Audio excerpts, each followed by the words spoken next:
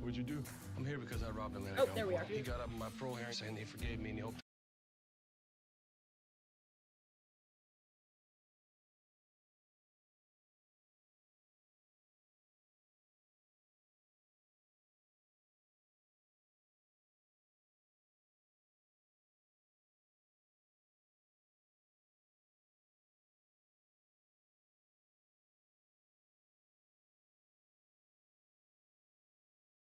Hello. Oh, I put my arms up like I'm game over guy.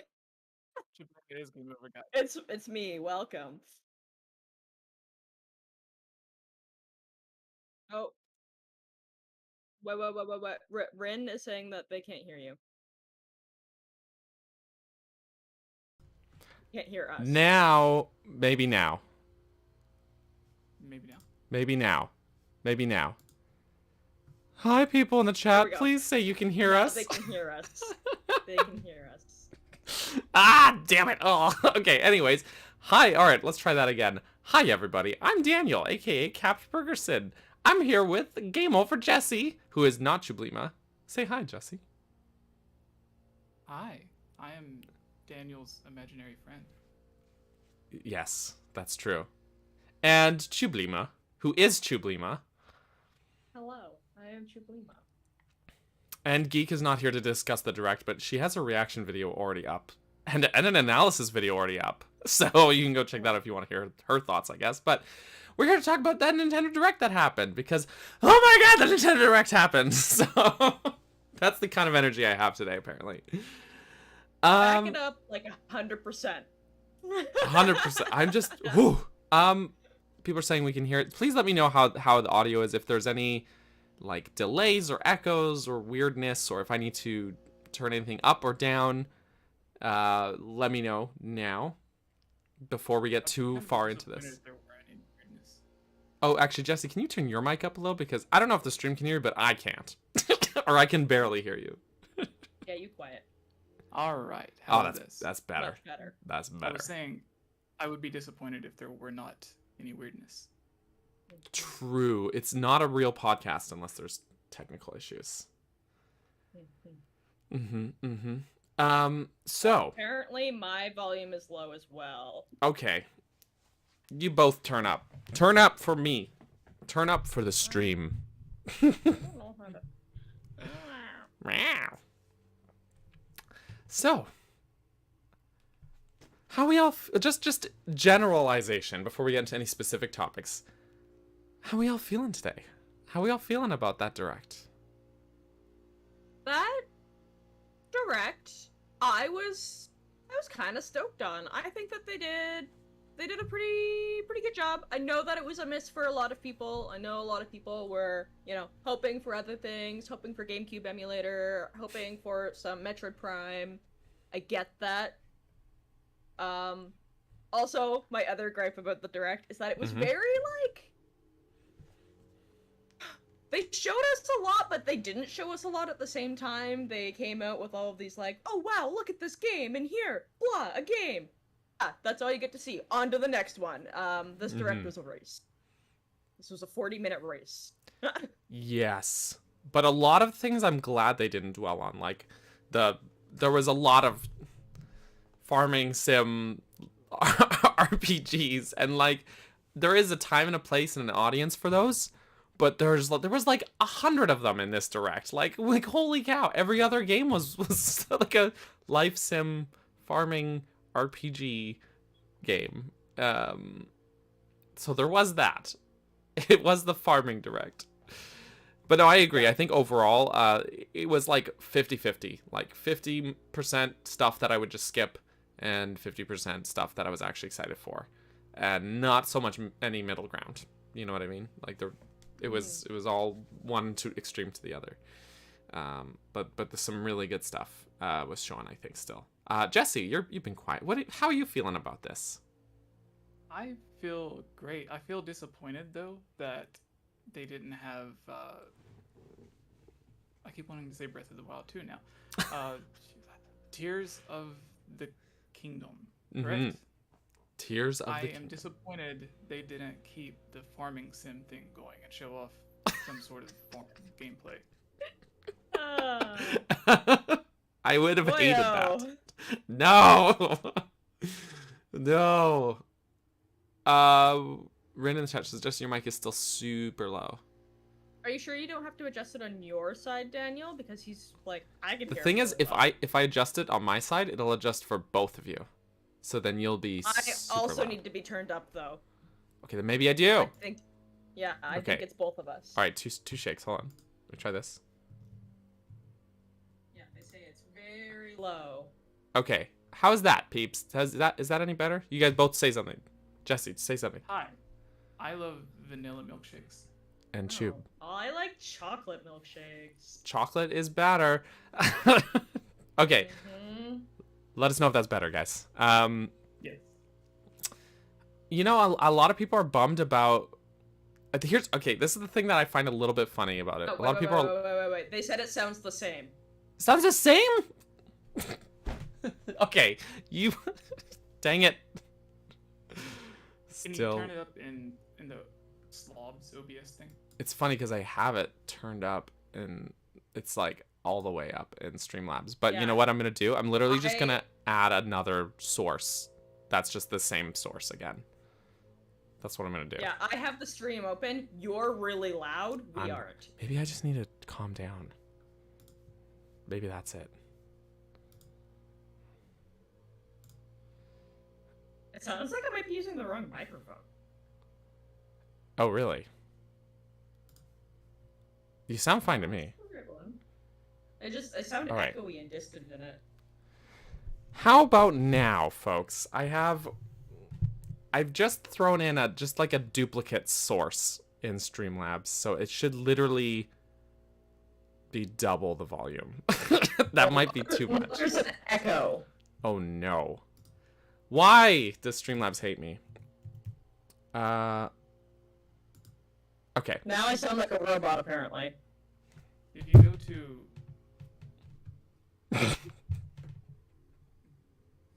I hate everything. I hate everything. I'm gonna turn my mic down a little bit. You're too excited we didn't do an audio test before we started doing this. That's true. But even still, like, seeing the levels and hearing them are different, you know? Go to the audio input or output capture, whichever it is on yours, Mm-hmm. and you click the gear. Is there like a thing where you can turn it up additionally or add in a filter to increase the gain?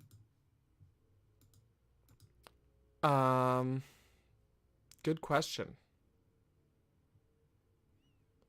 My microphone is at 100% everywhere. Everything here is at 100%. And it says you're an echo. The thing is, it's not echoing. Like, I can hear you fine. It doesn't sound echoey. Okay, everybody. I'm so sorry. Everything's... Is it just Tube that's echoing, or is it... Well, now they can't hear Jessie. Can you not hear me, guys? I can hear you. They can't hear you. Okay, here's what I'm gonna do. Let's all hop out of the call and back in and see if that... see if that fixes anything. Okay, enjoy my desktop background, everybody. Nyum. Nyum. And enjoy Discord for a moment here, will you? Okay. I'm so sorry, everybody. Hi. We're now back in Discord. Yes, we are. We are. All right, everybody. Let us know if this is better or worse, or... So terrible still. I sound like an actual robot. Discord is a curious cat. Jessie's super quiet, and for me at least. Okay. I'm super quiet right now. For me. And Tubes is still robot, apparently. Yeah, it shouldn't be different because I literally only hop on for the podcast. I haven't used my computer since I was on 2 weeks ago. Okay. Maybe turn your gain on your mic down. Yeah, that's what I'm saying. Everyone says at Gibbs least listens to Robot you're Babe. apparently robot babe, according to Gibbs. And it's not my game. All right, hold on, everybody.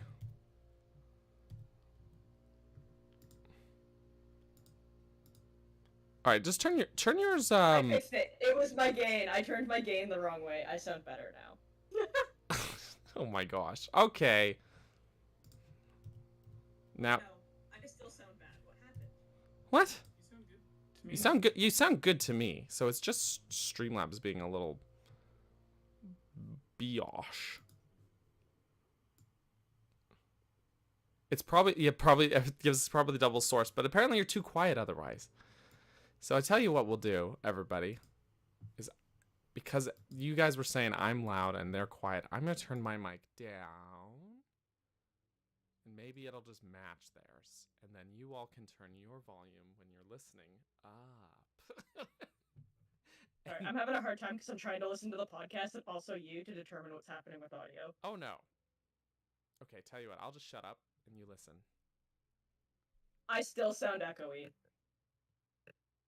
Jessie, can you talk? Yeah, does the filter not work if you try to bring it to add in the gain or whatever? Mm-mm. Jessie also still sounds bad. It's weird because previous times that we've done the podcast, it has not sounded. This has not been the case. You know what I mean?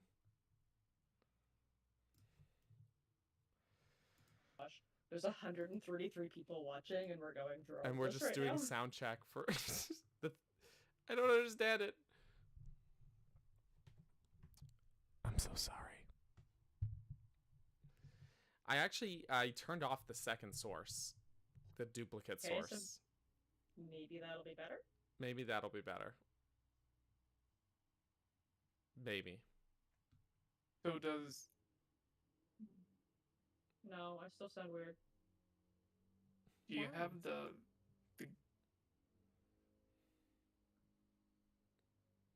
The what? I don't know. I think I would need to see your screen. I'm trying to think what Streamlabs OBS looks like with all the stuff.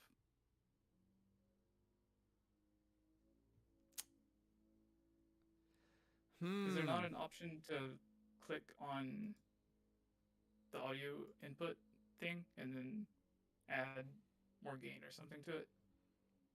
Yeah, but it's already maxed out. That's what I'm saying. It's already all the way. It's already all the way. Okay, hang on a sec. I'm wondering if I go into Discord's sound setting, if that'll make a difference. I'm not helpful if I can't see anything. That's okay. When you say it's already all the way, do you mean it's at 100%. Is the meter, the bar thing, is it clipping in the red?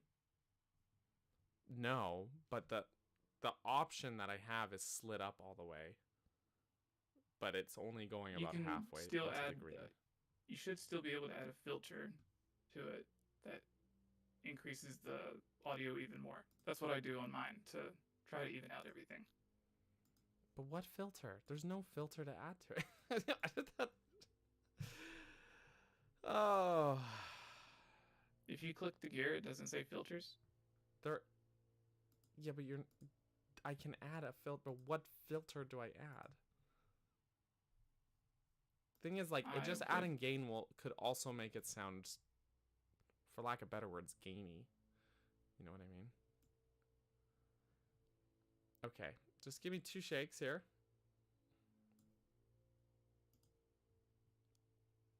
Now, Jessie, say something. That direct sure was something. Okay. Now, Tube.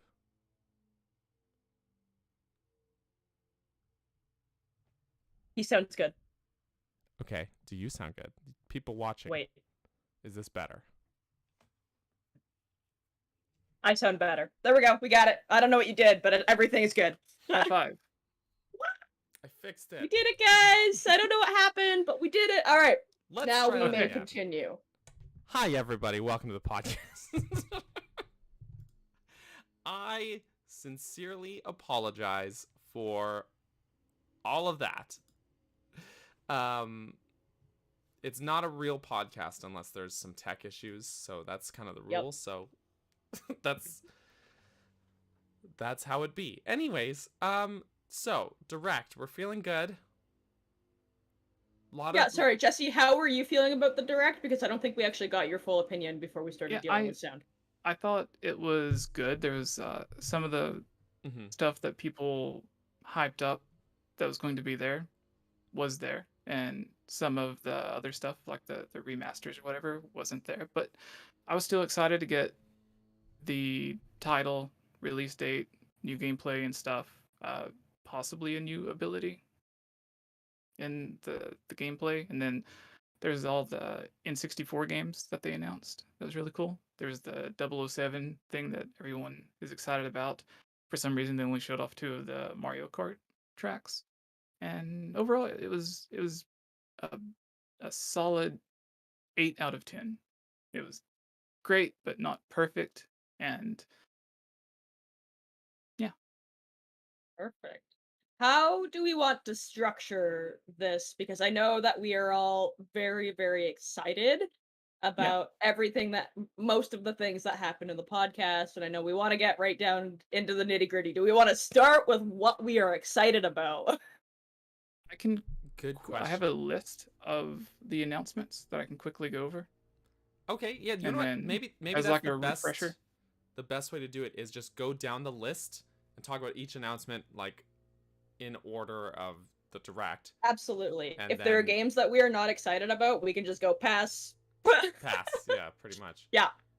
Also, I just realized my I when we went out of the call, the layout messed up a little bit. There we go. I fixed it. Anyways, you have the list, Jesse. Take us through. Yes, the list is not in order though. I think it's from IGN, so I think they just put it on Yep, that's in fine. order, whatever. Fair enough. But it seems like they have the better stuff at the top, so I'll start at the bottoms to quickly get through it. So Daniel's favorite game, Just Dance 2023 edition. Love all of the copyright strikes from that one. I'm sorry to everyone that live streamed it and didn't mute. I muted my stream when that came on specifically to avoid that. Or I muted the Direct and I just talked through it. But yep. Every time that game has anything shown at any event, the copyright strikes flood through. Ain't that great? Yeah, pass. Right, anyway. Yeah, I don't know if this is a typo or if it's the actual name or how to pronounce it, but it's 𝗶 or 𝗵𝗃. Oh yeah, a that creepy adventure game set in an art gallery. Yeah, I think that was a game that was already out, and they're actually just porting it over to the Switch, just based on what I was seeing on Twitter. I don't know anything about it personally. It's got that really weird, like, creepy kind of vibe to it. Kind of gives me, like, weird 𝗏𝗡𝗏 vibes. Yeah. I don't know.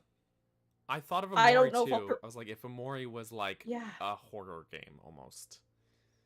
𝗏𝗏𝗏 is kind of a horror game. But more, if you will.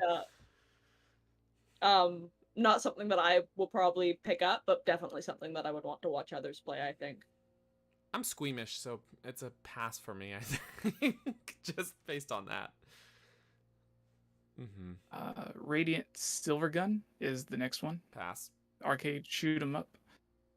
Rune Factory 3. Looked ugly. Okay, this was a theme that I noticed for a lot of these games, especially a lot of the RPGs. They look like 3DS games. Ugly. Weird character models. Flat, boring, ugly environments. This looked no different. This could have been a 3DS game. Yeah, but the 3DS is dead, so it has to go on the Switch. Yeah, so. but then they could have put in a little effort to make it look like a Switch game and not a 3DS game. Ugly. SpongeBob SquarePants. Cosmic Shake. Sure. Rainbow SpongeBob. SpongeBob. Can't believe SpongeBob is still relevant, but alright. Yep. Master Detective Archives Raincode from the Danganronpa creators. Yeah. That one kind of... Pass. One GameCube remake or remaster however you want to call it, Tales of Symphonia. Okay, Tales of Symphonia was like, it was a game that I loved very dearly when I was younger. I played the heck out of it. I was super excited when they did the second one. My biggest concern is that I don't know if the test of time is going to, you know, really show all the good qualities of that game, because we're talking about a very dated GameCube game. Mm-hmm. It was pretty cool back then. It's very ugly now. Yep. Soundtrack is still killer though. Yep. Those are my 2 cents, because I have played the game and I figured you guys probably haven't. Looked I ugly. remember the Tales series from, it was like the game that was always misplaced on the shelf when I was working at GameStop. And it just always seemed like the one game that was just always lying in the floor or something, but no one ever came and touched it or anything. So I think it was just a ghost that liked the Tales series. Maybe it was me. Yeah. It Takes Two. Yes. Yes. Finally. That is one. Sorry, go No, ahead. yeah, Burger. you go ahead. You go ahead. Well, I was gonna say, I think that game won Game of the Year last year, right? Mm-hmm. Was that the one? Mm-hmm. Yeah. Knew nothing about it. I'm pretty excited for it to come over to Nintendo Switch because of the possibility of being able to do a co-op stream, because I know people have asked for Burger and I to do that together. Mm-hmm. So that is exciting, and it looked fun. Yeah. I've heard really good things about it, and it's on my list of games, my backlog, if you will. I don't have it, but I've been meaning to play it. Like, it's one of those games I've been meaning to pick up. And like you said, yeah, like I've had viewers request that we stream it as well. So I'm excited that it's on Switch as well. I think that it makes a lot of sense. I'm glad they have the system in place where only one person needs to own the game, and you can have a friend like still be able to play it on their Switch online without buying their own copy. It reminds me of DS download play in a way, which was awesome. Yeah. So I'm glad they did it that way. I thought that was great, and yeah, it just makes sense for like the game looks pretty decent, but it doesn't look like a game that needs to like have super. It doesn't seem like a super hardware intensive game, is what I mean graphically. So yeah, glad to see it. I probably will pick it up. Not the most hyped game on this list, but probably will pick up It Takes Two. Hylian Gamescast 3 Alchemist. I don't know how to pronounce that. Pass. Atelier. I don't. Pass. Also, Jesse, if this is something that you know and you want to speak up on, you don't have to pass. You can. Yeah. Yeah. Absolutely. Tunic. Tunic! Yes. September 27th. I cannot tell you how personally excited I am about this. Simply because someone had mentioned it to me, and I immediately picked it up and played it on stream. And I had Natsu play along with me in chat, which I thought was really cool. And I love that it's like this, independent game that is being ported to other platforms. It's kind of a Legend of Zelda lookalike, feels kind of like, but more of like a Dark Souls-esque.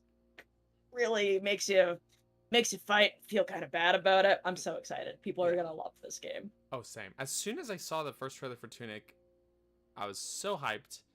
And I called it, and even when you were streaming, I was saying like, there's no way this game is not coming to Switch eventually. Like it looks like it would just be so perfect on Switch. And here's, obviously I want to stream it too, but one of the weird things is I just got a Switch OLED, right? A little slight brag. And it wasn't until actually getting this one that I realized like just how good that screen upgrade actually is. Like I knew it was an upgrade. Good. But then I was like, okay, I want to play some games that like to just like see how much better this actually looks. So, like I played Metroid Dread start to finish. I've been playing a lot of Splatoon on it. I'm probably gonna boot Ori back up just to play just to play it on that screen.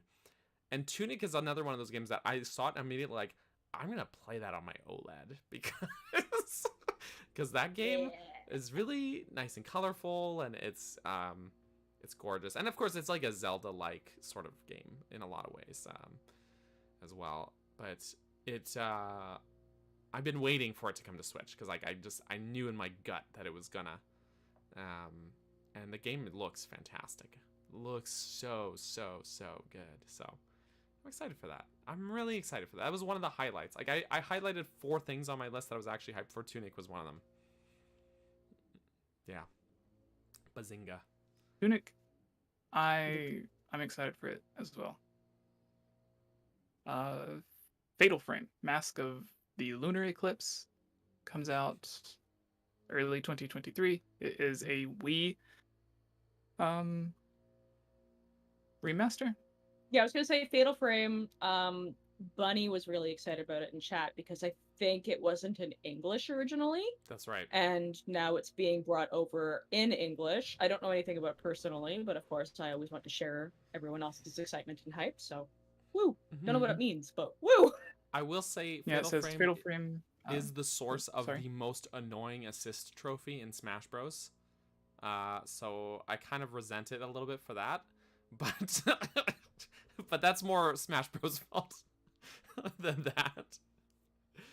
So we'll see. But yeah, it's it doesn't look like my kind of game personally, but it looks a bit niche.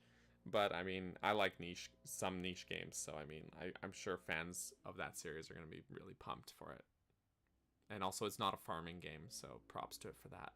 Yeah. No farming. No farming. Speaking of farming games, �11𝗃𝗀𝗏 has a demo out today and releases November 4th. Sorry, Choose, did you start to say something? I didn't mean to Oh, no. I'm just pre-excited. However, I've heard very good things about that game. The 𝗏𝗃𝗀𝗏. I've heard very good things about it. I really like farming simulators. I'm really into them personally.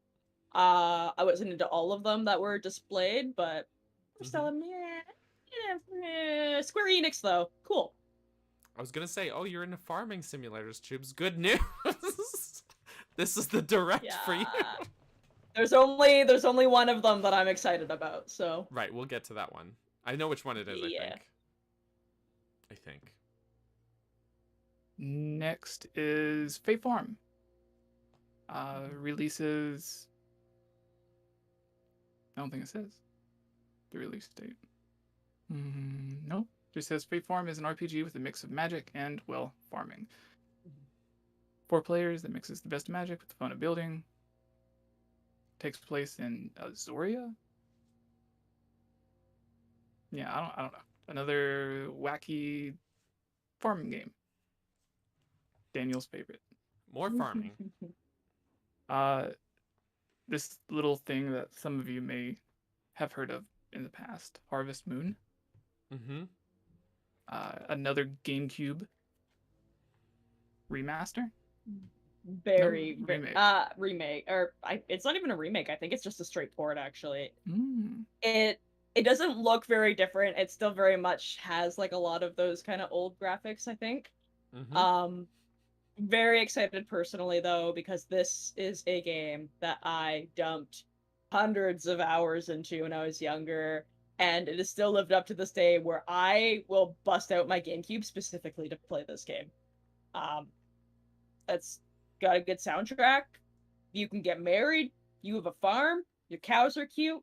This was like the catalyst game for me that was like, farming sim. Let's go.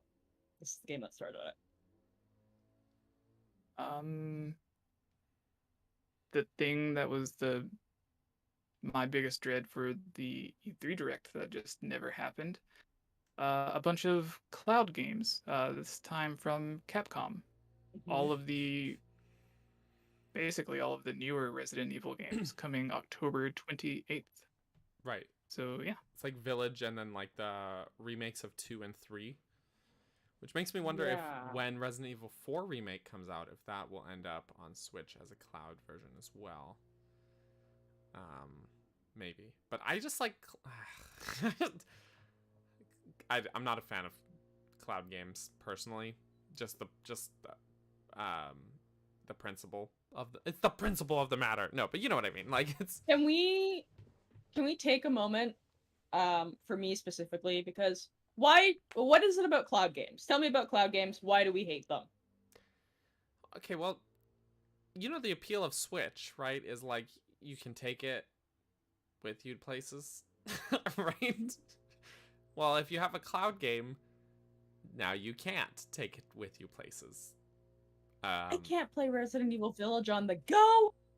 I don't know. It just also like I like ownership of like I prefer to buy games physical over digital because I like to have a copy of the game. And if like a server gets discontinued or something, I don't want to not be able to play that game anymore. You know? Yeah, it's that weird situation. Cloud game, that's not gonna be the case. And I think there's also potential for, or more potential for, like latency issues and things like that. Yeah. Because you're streaming the game, you're not running the actual game on your system. You know? I don't know. It feels to me like you're still paying the same price you would if you were buying a game, but you're not actually buying the game. You don't it would really be like own saying it. that I own a copy of this movie because I have it available on Netflix, you know? I can watch it on Netflix. Netflix is great for that, but like I don't own a copy of that movie. Not really. Cool. But the benefit of Netflix is I'm not paying $60 for for that copy of that movie. You know? Watch it. You could be paying $60. It could be. It's gonna happen someday. Knowing Netflix, maybe. Alright. So Capcom, cloud games, Resident Evil. The only thing it's done for me is it's kind of reignited I really need to get on it and like get Resident Evil Village because it still looks phenomenal and I am just really behind. Village. Wait, is that? Village is 8, isn't it? Yeah. Okay. I didn't play that one. I played 7, the one that starts you out with the weird haunted house thing. Yeah, 7 is 8's the one with the incredibly amazing logo from a graphic design standpoint, because they have like the Roman numeral 7 highlighted in the like Resident Evil. Like it's like perfect.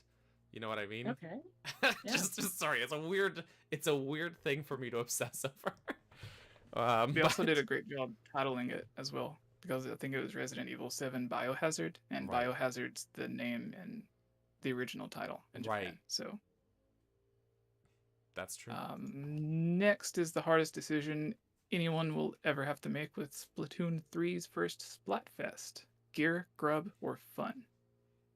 Yes. So the subject is, what would you bring with you to a deserted island? Would you bring gear? Would you bring food? Or would you bring entertainment, basically? Oh. Interesting Splatfest topic. Yeah, I also definitely missed that because I saw the whole Splatfest thing and I was like, wow, that's so cool. Splatfest is happening. Did not see the topic. Oh, don't know where my brain was. I might have been eating cereal. Through September 25th. All right. So about Soon. 10 days from now. Soon. Well, we should stream that. Absolutely! Yes! That means we have to agree on a team. Otherwise we'll be against each other. By the way. Which one? Food? You want to be on Team Grub? Maybe. Well, it depends which one Big Man wants. Which one did Big Man? Oh, yeah. I have to check. I think Big Man was for fun. Team Fun. So, but I have to check. Big Man Supremacy. Big Man Supremacy, yes. Jessie, sorry. Xenoblade Chronicles 3, Wave 2 of DLC, adds a new mechanical hero called something. Green-haired lady that looks odd. Robotic. Yeah, she made me uncomfortable. Like, just her design, like this, like, anime girl head on this, like, weirdly proportioned robot body, like, felt weirdly dystopian, and like I legit got Uncanny Valley feeling from it. Like I was like, oh no, that's uncomfortable. I cannot explain it further than that. Like, just the visual appearance of this character. I haven't played any Xenoblade, but the visual design of that character literally made me feel uncomfortable. I don't. This is probably a weird hang up for me personally, but that's just the truth. Just putting that out there. Sorry. I don't have any big thoughts on Xenoblade. I've heard really, really good things about it, and I always feel like I should pick it up, and then life happens, and a billion other games come out, and it goes to the bottom of my list. Did you not play? I thought you did a video about Xenoblade on the YouTube channel that Nintendo sent us. No. No. No? We've never touched Xenoblade. I've never played a Xenoblade game, and I think that Same. a lot of the time, like, I've heard a lot of people talk about it, and I keep thinking maybe I should pick it up. And I watch some gameplay of it, and I'm like, this is not for me. This is not for me. Like, and no hate to people who like Xenoblade, but I think it just does not play to my tastes, in a way. And the same way that, like, when I played, for example, the Final Fantasy VII remake, I played the demo for that, and the gameplay itself did not play to my taste at all.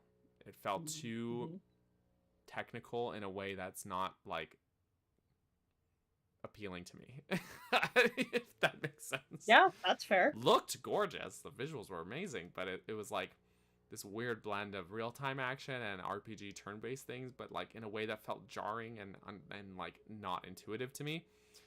And Xenoblade is kind of not, it's not the same gameplay obviously, but like it doesn't jive with me in that same way. So, Jessie, were you thinking of Fire Emblem Warriors?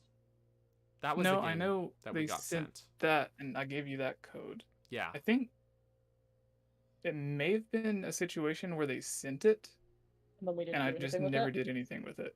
And since I didn't do anything with it, I assumed maybe you did. That's fair. Oh, maybe. Maybe. Checks out. The Xenoblade DLC is October 13th, so 1 month from today. Next is Mario Strikers, a second free update with later this month, and it will be Pauline and Diddy Kong to the roster, a new stadium, striker ranking, and more customization options. You seemed excited about Diddy Kong when I was watching your stream, Daniel. Oh, I just love him just as a character, but I'm not Diddy gonna play Kong's Mario just right. Strikers. But I just love Diddy Kong because he's my favorite monkey. But yeah, but I'm not gonna play Mario Strikers. Sorry. Same boat. Yeah. Switch Sports gets a free golf mode as a holiday present. I saw that. Is like 8 people play and you like all putt at the same time? Is that what I was understanding from that? I don't know. I didn't get I didn't get Switch Sports. Me neither. Actually, Switch yeah, it says, Sports and Mario Strikers are in the same boat for me, in that they were games that were announced, and I watched like the announcement, and I was like, oh, cool! Like that's a series that's coming back that I had fun with on the Wii, and this looks like it'll be really fun, like bringing that back. And then the game came out, and all the reviews came out, and the gameplay was shown, and I was like, oh, actually, this seems kind of underwhelming. I'm just gonna skip on it. And that's the same thing for Switch Sports and Mario Strikers. So, oops. Yes. Oop. Yeah, it says what 𝗏𝗏𝗃 was saying, the weird gameplay style it has. It says that let you play with friends locally or with up to 8 players online in survival golf. What is survival golf? It's golf. Yeah, that's but you die if you miss. it's Golf Royale. Golf Royale. Next is Wave 3 of Mario Kart 8 Deluxe's Booster Course Pass will include tracks from Mario Kart Tour and Mario Kart DS. No surprises there. I'm glad they Exciting. Showed, Don't know why they need. They only showed 2 tracks, right? I was literally about to say I don't understand why they showed this to us. Right. Yeah, they specifically said here are 2 tracks to look forward to or something, and I'm like, why Right. 2? Why Is that only all that 2? it's Yeah. getting? Why only 2? Because like there's gonna be 8 per wave, right? So like, I don't know. That just seemed really weird to me, to be honest. Crisis Core Final Fantasy VII Reunion will be released on December 13th, 2022. Remaster of a PSP classic. Also, love 𝗧𝗵𝗲. Love 𝗧𝗵𝗲. Would probably want to play it on something not the Switch though. I don't know. Final Fantasy on the Switch feels wrong. Is this a cloud version? No, I don't think so. I don't think so. No, No, because it was because it's originally the a Zack PSP version. game. Get it? Sorry. That's it. You're canceled, Daniel. Get out of here. Sorry. I'm upset about that one. I can't believe I just walked into it. Yeah, I did too. I was like, it's Sorry. a PSP remaster, so I hope the Switch is You've upset Hollywood. more powerful. Come on. Yeah, December 13th. Look forward to that. The next thing is something that Daniel got really excited about. GoldenEye 007 with online play, Mario Party 1, 2, 3, and the rest for the entire 1, 2, existence. 3. Pokemon Stadium 1. Pokemon Stadium 2. Mario Party. Also Wave Race, underrated game. Pilot Wings, Wave Race. No, Wave Race is already on there. 1080 Sorry. snowboarding 1080 and- It's already snowboarding. on there. Snowboarding. That's Yes. the one I was thinking of. Also, love 1080p snowboarding. But yeah, GoldenEye, freaking GoldenEye. I mean, that's a classic. It's I was. it's good. I remember they had a weird remaster of it for Nintendo Wii with motion controls. Did they? Oh. I believe so. I imagine because it's gonna have online play, like it's gonna be so janky. Like, Oh yeah. Here's the I'm thing. excited. GoldenEye is jank because the controls were. It's a game that you need dual stick controls for, and it's on a console that didn't have 2 sticks, so Yep. it is jank, for sure. Oh, it's gonna port over. Oh, the controls are gonna be so But bad. I am kind of excited for it still, even though it's jank. Yeah, me too. Yes, especially it's going to be especially great if you actually have one of these. Sorry to Show brag. Smooth to brag. No, it'll be. I don't know. It's jank, but I have nostalgia for it, so I'm willing to look past the jank. Yep. Yes. Me too. Yeah. Interesting. So yeah, it even there was limited editions that came with its own Wii Classic Golden controller Oh. with the dual analog sticks. Interesting. Does it give a date for any of that, or no? It just says 2022 through 2023. The next is Final Fantasy Theatrhythm. No, Theater. Oh, the rhythm game. Yeah, something like that. I think I always called them Threat Rhythm, not Theater. Threat rhythm. Yeah, Final Bar Line is a celebration of the franchise music, and yeah, they had DLC for other games as well. Music, Nier Automata, Yeah, Nier and Final Fantasy. Octopath, and Live Alive. Is it Live Is it? Alive or Live Alive? I've always Nobody read it knows. as Live Alive. Okay. I don't know. Bayonetta 3, finally coming out apparently. Bayonetta. I remember when people were saying that was going to be coming out on the Wii U. I feel like the way Bayonetta was brought up, it just felt so casual because like people are really excited about this game, and it just kind of like it just popped up in the direct. I didn't even really feel like hype for other people. I was like, yeah, there's Bayonetta. Yep. Oh, except in the scene that they showed, Bayonetta was doing this really cool like on the knee spin with her guns out. I thought that was pretty cool. That's pretty cool. It's pretty cool. pretty cool. Bayonetta's another one of those series I keep meaning to get into.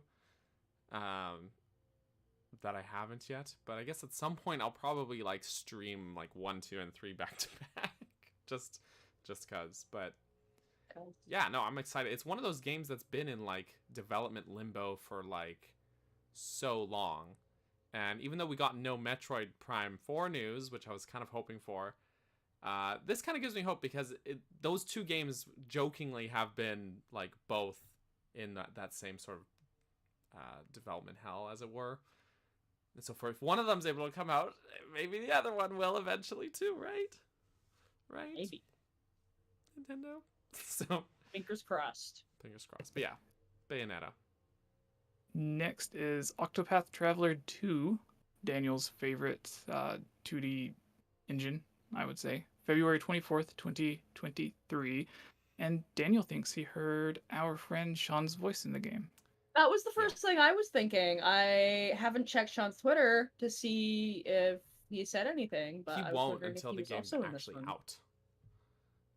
That's something that when we had, it was either him or Joe explained, I can't remember, but we talked about it on the podcast previously when we had one of them as a guest, but like, I think it was Sean that said like, they're not allowed to say until like the game is out and they can see their name in the credits. So we probably won't know, but he was in the first game. He was in the first one, so that's why I was like... Yeah. I think he did another game that was made with that engine as well. Mm-hmm. From yes. Square. Yeah. The thing is, funny thing, so I told you how I just got my OLED Switch finally because I wanted the Splatoon one. So I sold my old Switch after transferring all my stuff over. And I decided, okay, well, I'll throw in like a couple of games and an extra pair of Joy-Cons, and I've still got all the box and the wrappings and stuff, so it'll make it like worthwhile for someone to actually spend the money on, right? And I sold it. One of the games I bundled with it was ~Octopath Traveler, because as much as I love the art style and I so wanted to love that game, I wanted so badly to just love the game. It just really didn't. I really just didn't feel it. Like I was so bored by it. Like I felt so bored playing it. I kept like having to force myself to play it. So I know the Octopath has its fans and the people who really liked it, like really liked it. Same for Triangle Strategy. So I'm like happy for my friends that they get their game that they like. This must be how Geek feels all the time. I'm so happy my friends get their game that they were looking for too. Yep. Yeah. Octopath 2. The thing is, like, they were showing the trailer, I'm like, wow, these visuals are gorgeous. I just gotta wonder if they actually fixed the battling. No, I was in the exact same boat as you, Burger. I got the demo, I never got the full game, and it didn't really, like, grasp me. I tried, I couldn't get into it, but also I'm not normally really into JRPGs. So same. that's on me, right? Like, it's just a genre that I haven't really been able to get super into. Same.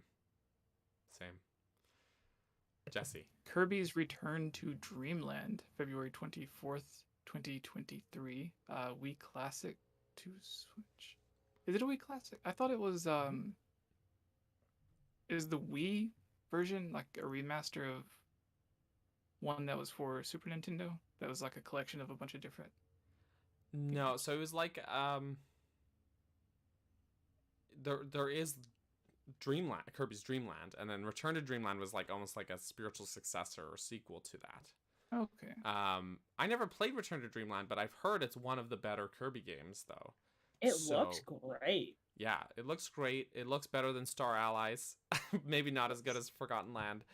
That's a high bar, though. But yeah, I'm looking forward to it.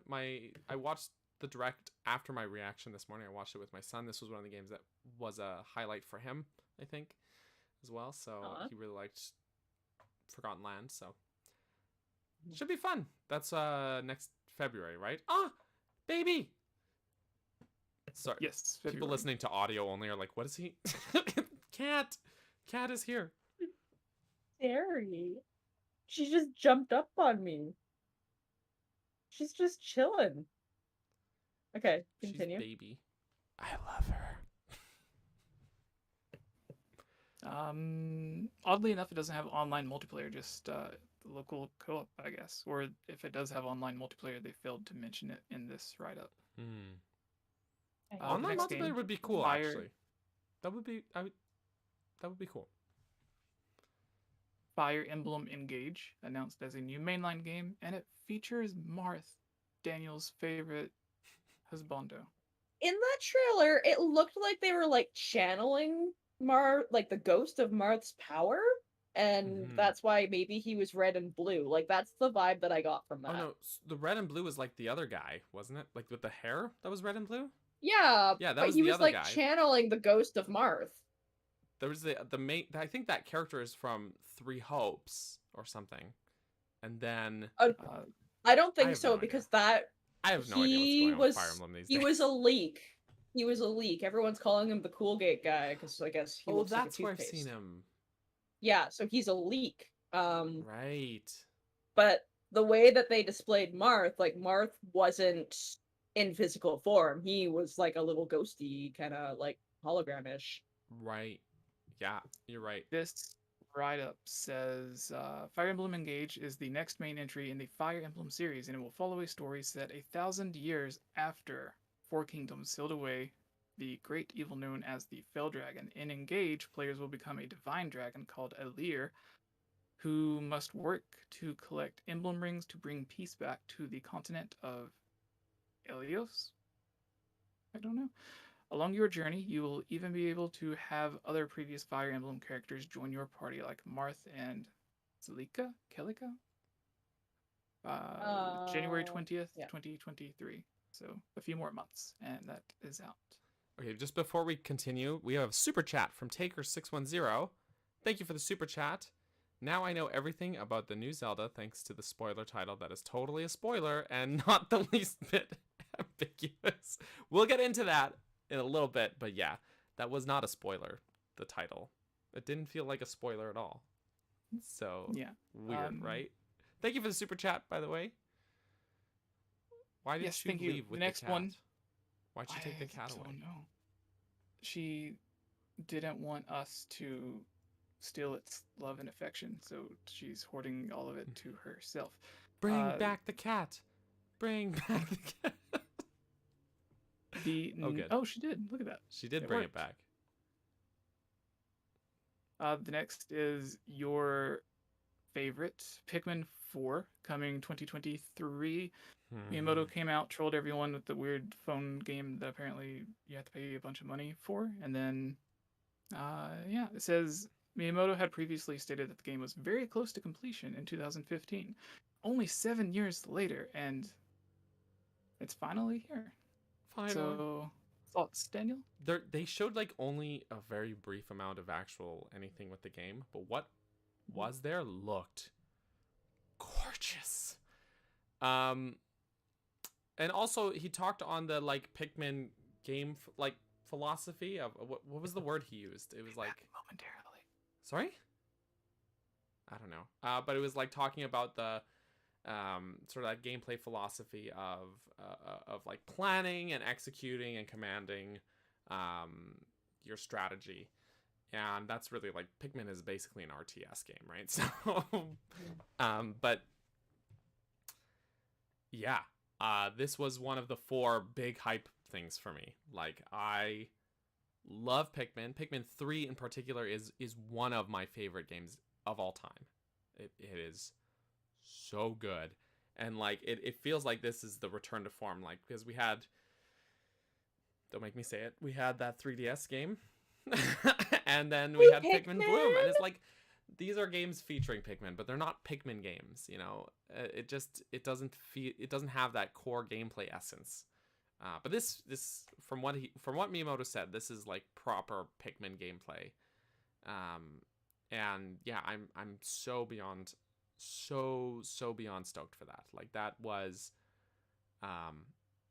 I like legit didn't even know if Pikmin 4 was ever going to come out, or if it was like quietly canceled at some point like Star Fox 2 was. You know what I mean? Mm-hmm. Like if they just quietly hush canceled it, don't want to talk about it, you know, don't let anyone know. But yeah, no, it's go play Pikmin. Pikmin 3 is a fantastic game. They're short games, but they have like some of the highest replay value ever. Yeah, I'm really excited for this. I'm curious what kind of new Pikmin types they'll show, if they have any, if those will come out. But next year, it's, I just like, yeah, so exciting. Yeah, next year. Miyamoto knew exactly what he was doing when he did that, and I thought that was phenomenal. It was talking about Pikmin Bloom straight into Pikmin 4. So I was watching the direct on my own, and occasionally I would just pop into your stream chat to like, oh my gosh! And as soon as I saw the Pikmin thing, I was like, Pikmin! And then Pikmin Bloom was happening, and then I was like, and then as soon as Pikmin 4 happened, I was like, I need to see Daniel's face right now. Oh my gosh.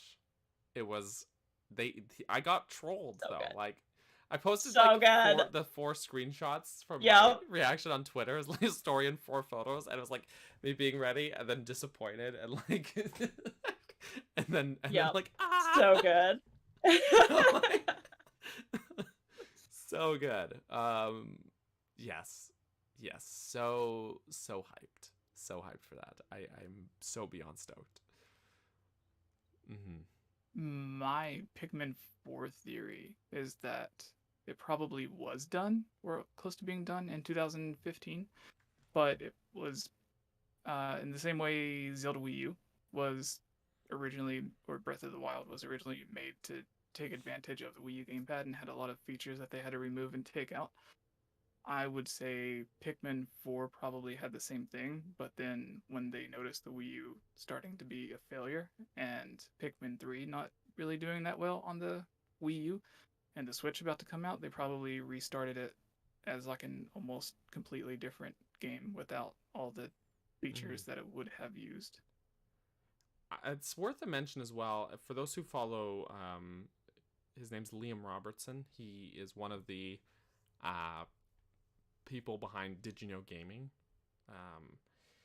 and he had tweeted about it previously, like not too long ago even, saying how like, and I don't know if he was trolling or joking or what, or if he was serious or not, but he was saying how like apparently in Nintendo's Kyoto office, like some years back, there was like actually a fire in the office, and that Pikmin 4's master copy had like been damaged in the fire, and that's why it hadn't come out. And I'm like, I have no idea if he's joking or not. I have actually no idea. Interesting. But it was at least a very good laugh. Love that rumor. Love that. Yeah, I just think that's so funny. But yeah, here it is.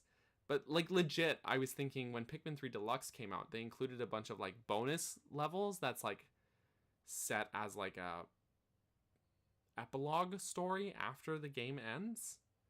And I legit thought for like until just now that Pikmin 4 had been quietly canceled and they'd taken the levels they had made for that and like just put them in the game as that. That's like those bonus levels.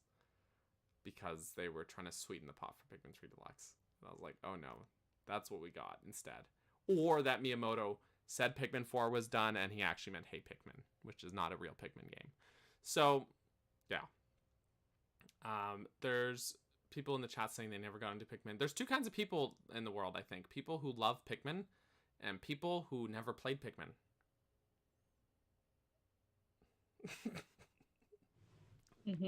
Yes, that's the truth, okay? All right. What's the truth? Jessie, do you have anything to say about this? No, I think it looks really, really detailed and realistic from the images we've seen. So, looking forward to it. That is all of the games. Except what? I feel like there's an important one. Oh, right. Yeah, because you know what? We've been ignoring it the whole time. It's like the biggest elephant in the podcast right now. Everyone There's in the chat has 145 people watching. Popping off since the start, talking about just that. No one has even like really acknowledged the other games that we're talking about. They're just like, oh, this and this and this and this. Yeah. So, Tears of the Kingdom. There are dogs barking. I don't know why. Can't hear them. You're okay. Yep. Yeah. So, Daniel, do you want to take this one? Yeah. So here's what I have to say about that. That's all. You were so loud that your mic cut out, and so it was basically just a really loud and then you being like this. Good. It's good that it got. You phased out of existence. You were so excited. Oh my god.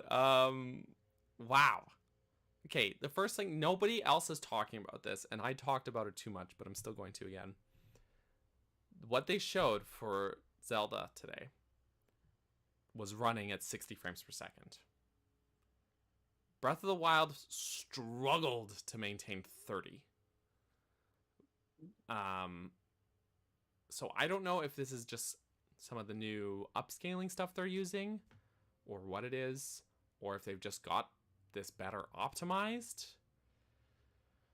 or if it's just the trailer stuff because they put that little gameplay not final disclaimer on it, and it's just gameplay fluff or showcase trailer fluff. But if this game is running at 60 frames per second for real, I will be beyond impressed, because like I said, the first game was gorgeous but struggled with frame rates all the time. So and like honestly, like a lot of Switch games have been hitting that 60 FPS consistently. Metroid, Splatoon, for example, like both recent games that have like kept, even Skyward Sword HD, right? So yeah, I am beyond stoked for that, and the game looks so gorgeous. Some of the lighting stuff felt a little weird, like it looked a little too, like some of the things looked a little too smooth, or like the lighting was not quite right or something. But either way, I don't know, I'm just so stoked that we even got to see anything, and the fact that we got a title and release date, just so hyped. That was my only expectation and desire going into this. I wanted, honestly, one or the other, and we got both. I don't know if it's okay if I just like jump right into this, or if you had more to say, but go, just jump in. All right. So, I really love, and I know everyone is gonna hate this, I really love that they are like spoon feeding us very, very small, concentrated amounts of this content. Because when I go in to Tears of the Kingdom, I want to go in fresh. I don't want to see a lot of gameplay. I want to go in and have that experience like the first time you played Breath of the Wild, where you go, oh my gosh, like why can't I have a first experience like that again? I want that for Tears of the Kingdom. Holly Wolf made a really good point in chat that, you know, with this running at 60 frames in the trailer, is that going to lead us to a Switch Pro? Are they going to have to start bumping it up so that way something like Breath of the Wild 2 is going to do okay, you know? But I was surprised, actually, that you got the Splatoon OLED, because my expectation and hope is that they're going to do something for this new Zelda game. That's what I'm holding out on. That's the only thing that's going to make me get rid of my Animal Crossing Switch. That's a good point. Yep. That's a good point. Sorry, not sorry. Hope you're ready to shell out some more money for Zelda stuff next year. I will shell it out. I'm a shill. I also, just with the title, my thoughts on the title, it's very interesting. I'm very interested to see how our Zelda YouTubers are going to dissect this, because was them saying they didn't want to give us a title PR fluff, as you had mentioned, like, and it kind of being able to tell us what this game is about. Are people going to be able to start digging things out from previous trailers in regards to this new title that we've been provided?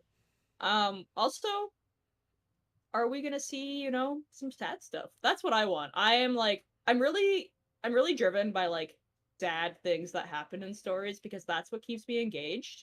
I want to see the downfall and then the eventual like kind of coming back from it. That's what I love in games. So I'm hoping with the inclusion of something that might be tears, maybe it will be sorrow. Maybe it could be literally anything else. But I'm so excited. Yeah. I think I'm standing by the PR fluff thing. I think that when Bill was asked about the title, and then he was like, oh, I can't tell you the title because it would be a spoiler for the story. I think it was just his way of evading the question, and like it doesn't feel like a spoiler at all. You know, like, and if you think about it, like no game title like really would be a spoiler, right? Like, what does Breath of the Wild as a title tell you about the story of the game? It tells you more about the gameplay and like sort of like the vibe of it, maybe, but that, I guess maybe that's it, is just the vibe overall. I think we're gonna see maybe not the most apt comparison, but much in the same way as how, you know, Majora's Mask was the more somber companion and sequel to Ocarina of Time. I feel like this is going to be the more somber piece to Breath of the Wild, which was already honestly a very lonely, very isolating, very you know, somber story on its own already, because like you're basically already lost and you know, everybody died, all that good stuff. Yeah. Breath of the Wild, aka all my friends are dead. The game. Yep. But yeah, I mean, you know, there's the Master Sword gets all mangled. Link seems to, like Holly's saying in the chat, like lose his arm, and Zelda and all this stuff. I think it's gonna be a real sad time. I'm looking forward to it. Yeah. So, Super excited to see what they're gonna do with the world to make it different from what we've experienced last time. Because this is a very big game. People want to be able to pour hundreds and hundreds of hours into it, and you can't do that if nothing has really changed from one game to the other. True. Yeah. True. Yeah, I mean, we saw there's a lot of those sky islands.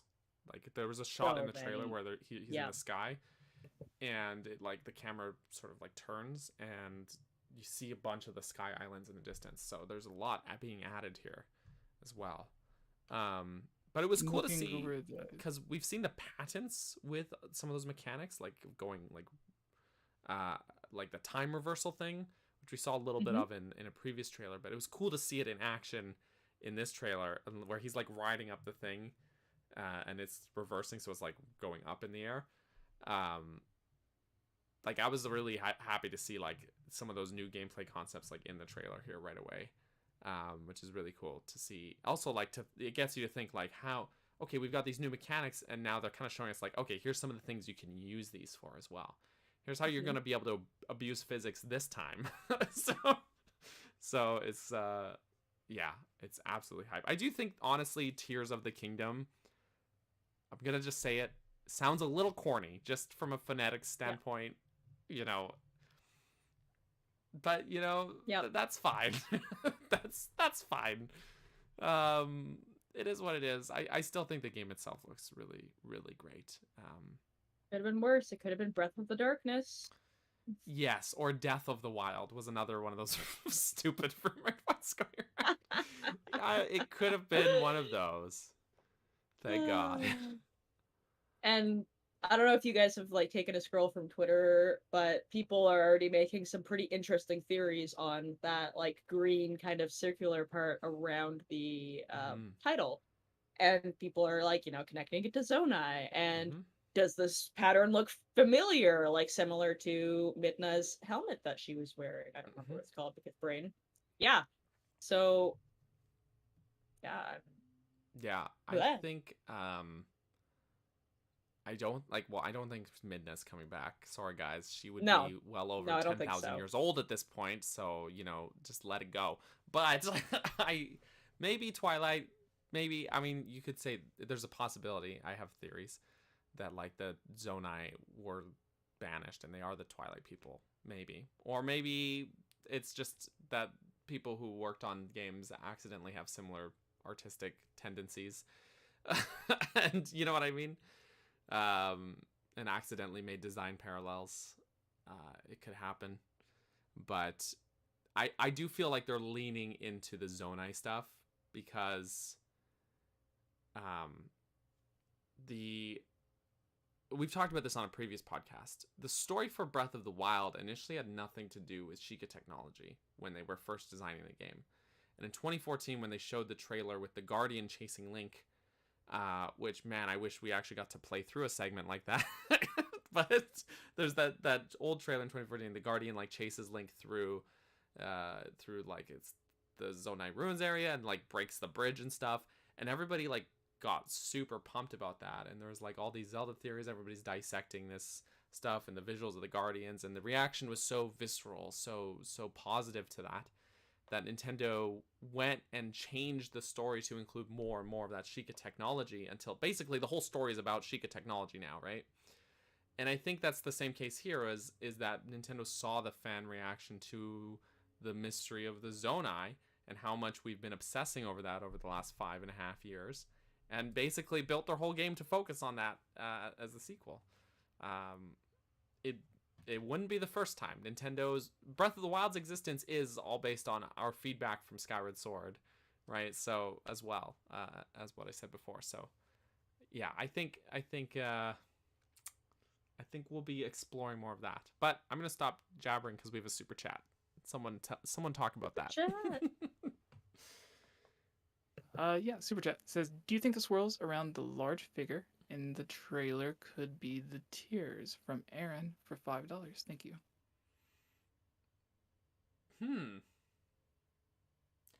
I don't think the tears are so literal, in a sense. You know what I mean?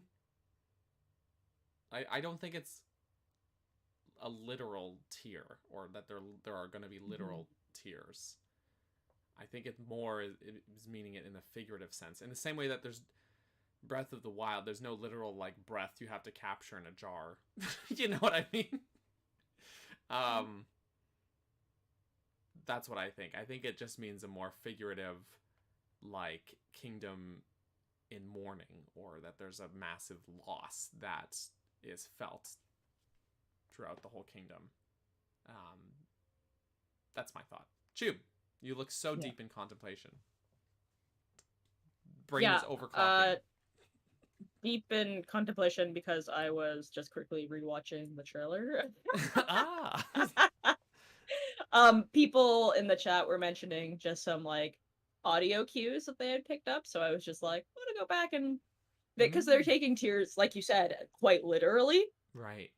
So that's what I was listening for, is that it sounds kind of like when you collect tears. But I would chalk a lot of this up to Nintendo kind of just reusing a lot of audio and pulling that forward. Right. I don't think it's a literal thing. I think that's one of those, hey, like, this is a really cool sound, we could use that again, and we're gonna pull from it. Right. It's like there's that sound cue in Breath of the Wild when you finish cooking. There's like a little sound cue, like a ba-dam. That's just to like cap off like a satisfying done thing. And that sound cue is recycled from Skyward Sword a few times in cutscenes when Zelda like shows up basically. And starts her dialogue. It's just recycled audio. Nintendo does that. That doesn't mean that cooking in Breath of the Wild is a reference to Zelda and Skyward Sword as a character. But I don't know. Nintendo also sometimes is like weirdly deliberate with things, so it could go either way.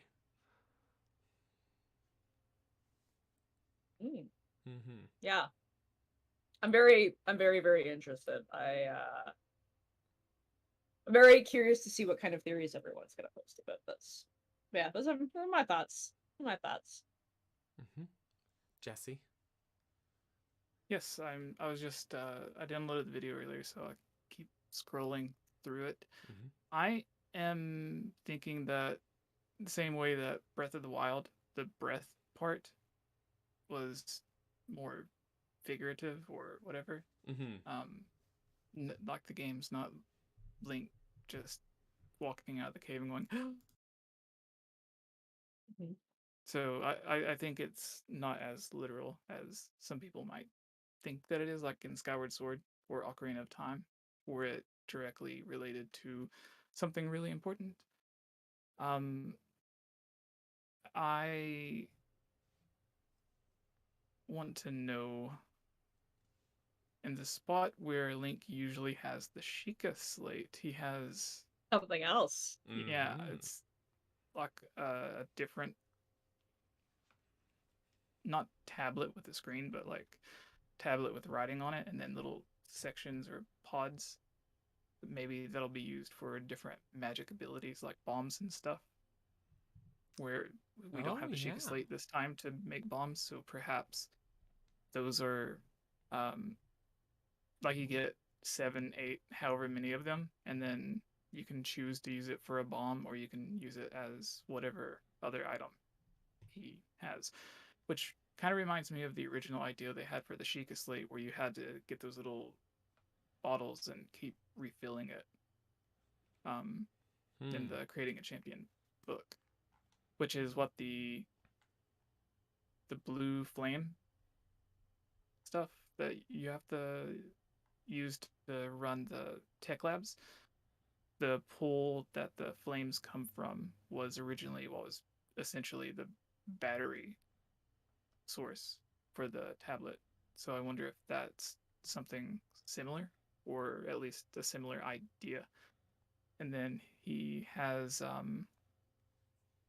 the part where he's on the rock going back up to the sky. Right. It seems like the rock fell from one of the sky islands, and then he's just reversing it to go back up. Catching a ride up that way. Yeah. There's that weird bird thing that he gets on and rides around, which is just the biggest tease for not a loft wing. Yeah. It's like, here's a statue of a bird instead of an actual bird. But he's also, it looks like he's headed towards the giant hill that has the green designs on it. So I'm wondering what that is as well. People in the chat were saying that they've seen actual tears somewhere, and I haven't seen that yet. Where did they see it? I don't know. You know what's interesting, Jesse? Is that, you know how I was talking about how this was running at like 60 frames per second?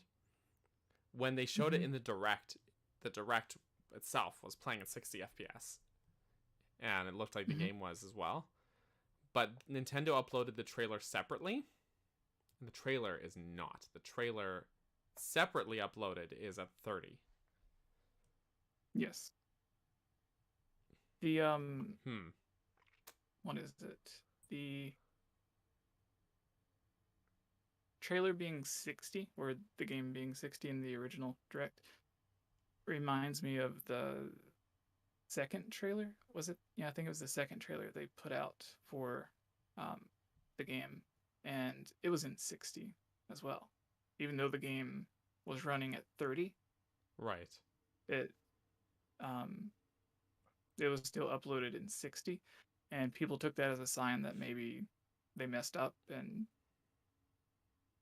for some reason rendered the video to 60 frames instead of 30, or that the game was supposed to be at 60, but yeah, they ended up messing up on it.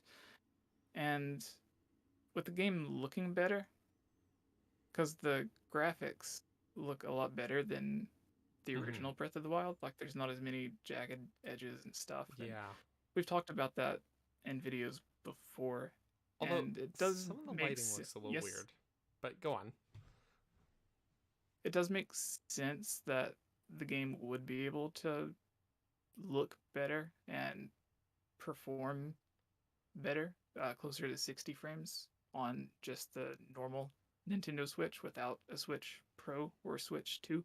Right. Because what was it? And the original Breath of the Wild, when it first released, before there was any of the updates they added to it, there were a bunch of really bad slowdowns. And those slowdowns are still there, but they're not nearly as bad as they were originally. And that was a huge improvement in just like a week's worth of time that they spent better optimizing the game for Nintendo Switch. And where they had to keep it as similar to the original Breath of the Wild, or the Wii U version,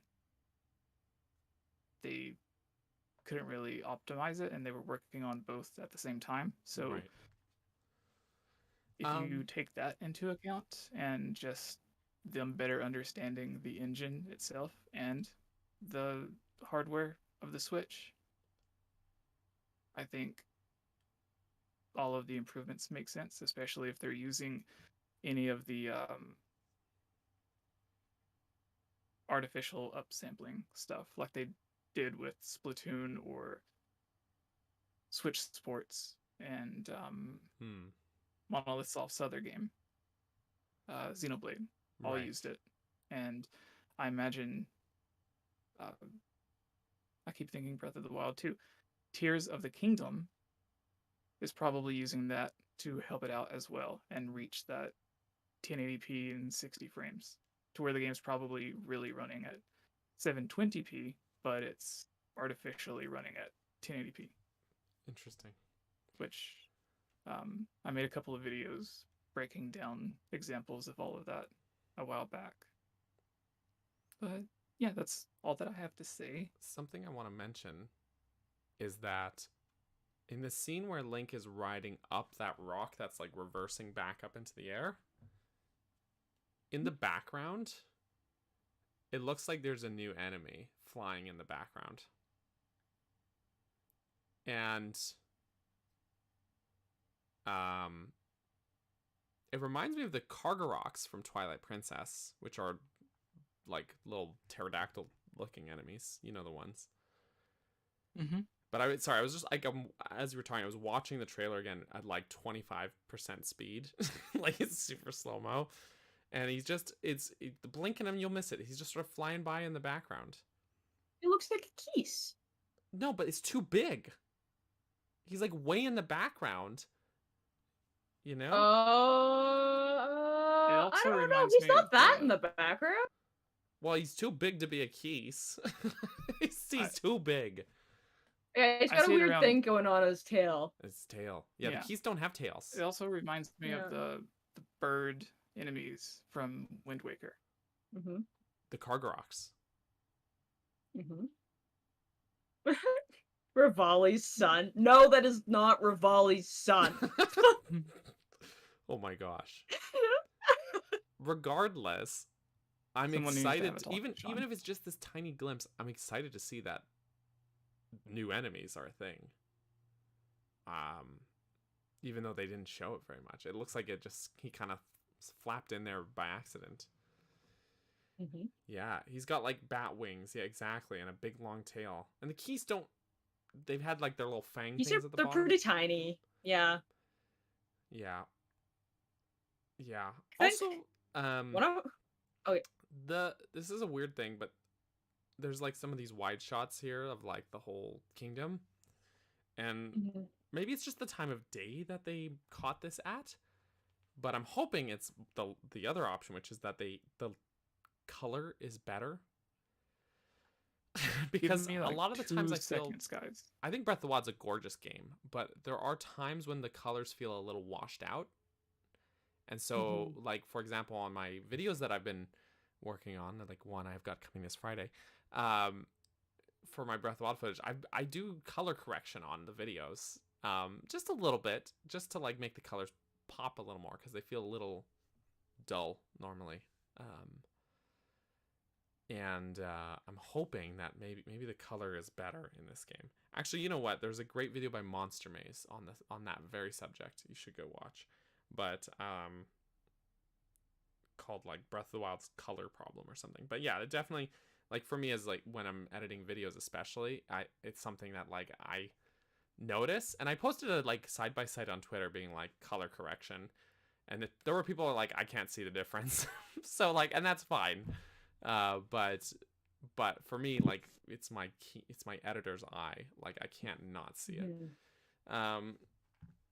So I'm hoping that they've just like made things just a little more vibrant here. It seems like it to me. You know, it seems like that's the case.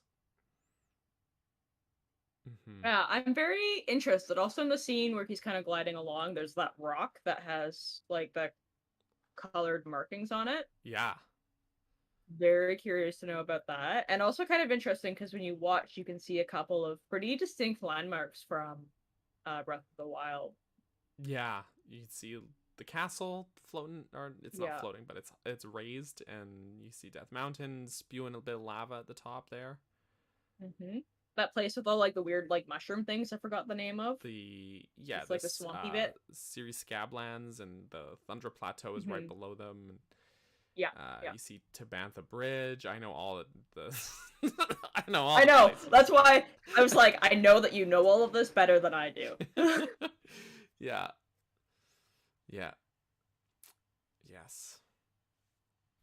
I was talking with RMFH earlier today as well before we started the podcast, and he was saying there's the logo, there's like the swirl things, and he sent me like this picture of his like an old like Celtic carving of a snake eating its own tail thing, which is like a sort of symbolic of, you know, eternity. But this time it's like 2 different snakes, and they're like swallowing each other for like the background of the logo. You know what I'm talking about? Yeah. And I'm kind of curious to see what this means, because I feel like Zelda logos are pretty intentional about what symbolism they put in there. You know what I mean? Like, Yeah. Obviously, Absolutely. Twilight Princess's logo, for example, you've got, you know, sort of like this cool art of Wolf Link, and then Midna's the fused shadow helm there. And then Breath of the Wild, you have the Master Sword, but then like the Silent Princess flower, which is not in this logo, by the way. No. But the Master Sword is, but not the flower. But then, yeah, you've got this sort of this Celtic serpent design, which is Celtic, I say, from a real world standpoint, but it looks very Zonai to me.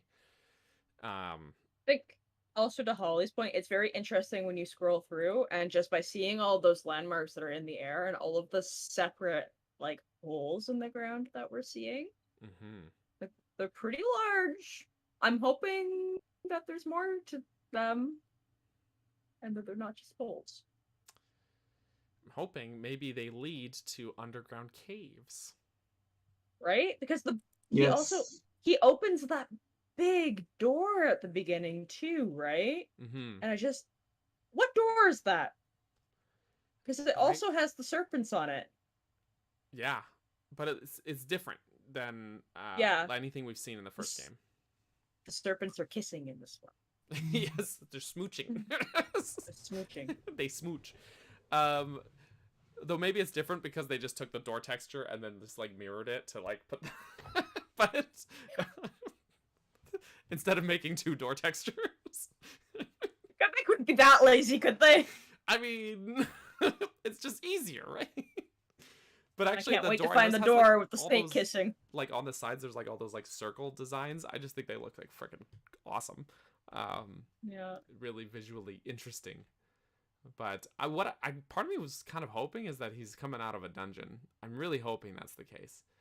So cool. Like the whole animation of the doors opening reminds me of like those huge in Skyward Sword. Like there's the huge boss doors that they like kind of like, and it's like got this really dramatic like opening. And I don't know. That's just like the Earth Temple. Yeah. Was it the Earth Temple? Yeah. Yeah, it's got those huge boss doors, and it just like I can't believe I'm like, wow, these doors remind me of doors in this other game. I feel like I sound ridiculous, but but it's true. It's what it makes me think of. Gets my brain going. But I'm hoping that he was like coming out of a dungeon or something, like, and you can just run out from the dungeon into the overworld like that. Imagine instead of having a loading screen when you come out of the dungeon, they pull a Metroid Prime and hide the loading screen behind the animation of Link opening the doors. And then it's just like, then it looks like there's no loading screen, but they just mask it like that. Because Metroid Prime on the GameCube did that, where it's like, instead of there's no loading screens in the game except for like when you first start the game. That's the only loading screen. And then what happens is anytime you go into a new area where there should be a loading screen, they hide it with the animation of Samus riding the elevator. She like gets in and just like rides the elevator up and then gets out of the elevator. And that's the loading screen, but they hide it with that. And so that immersion is like never broken. And that would be really cool to see here, because the shrines, like going in and out of shrines in the Divine Beast, are I think the only loading screens really in Breath of the Wild's gameplay, right? They mask coming out of the Shrine of Resurrections loading with cool cutscene with the big vista. Yeah. Anyway, sorry. Now we've gone from door analysis to loading screens. Welcome to us. We nitpick everything. Yes. Brilliant. Yes. Oh, so that's the other thing that everyone is mentioning in chat is the disappointment that we didn't see any ports over. And that to me, like, I think that we're still gonna see a port, but I think it's gonna be like a more eventual thing, because Nintendo likes money. Sorry, I just gotta put it out there.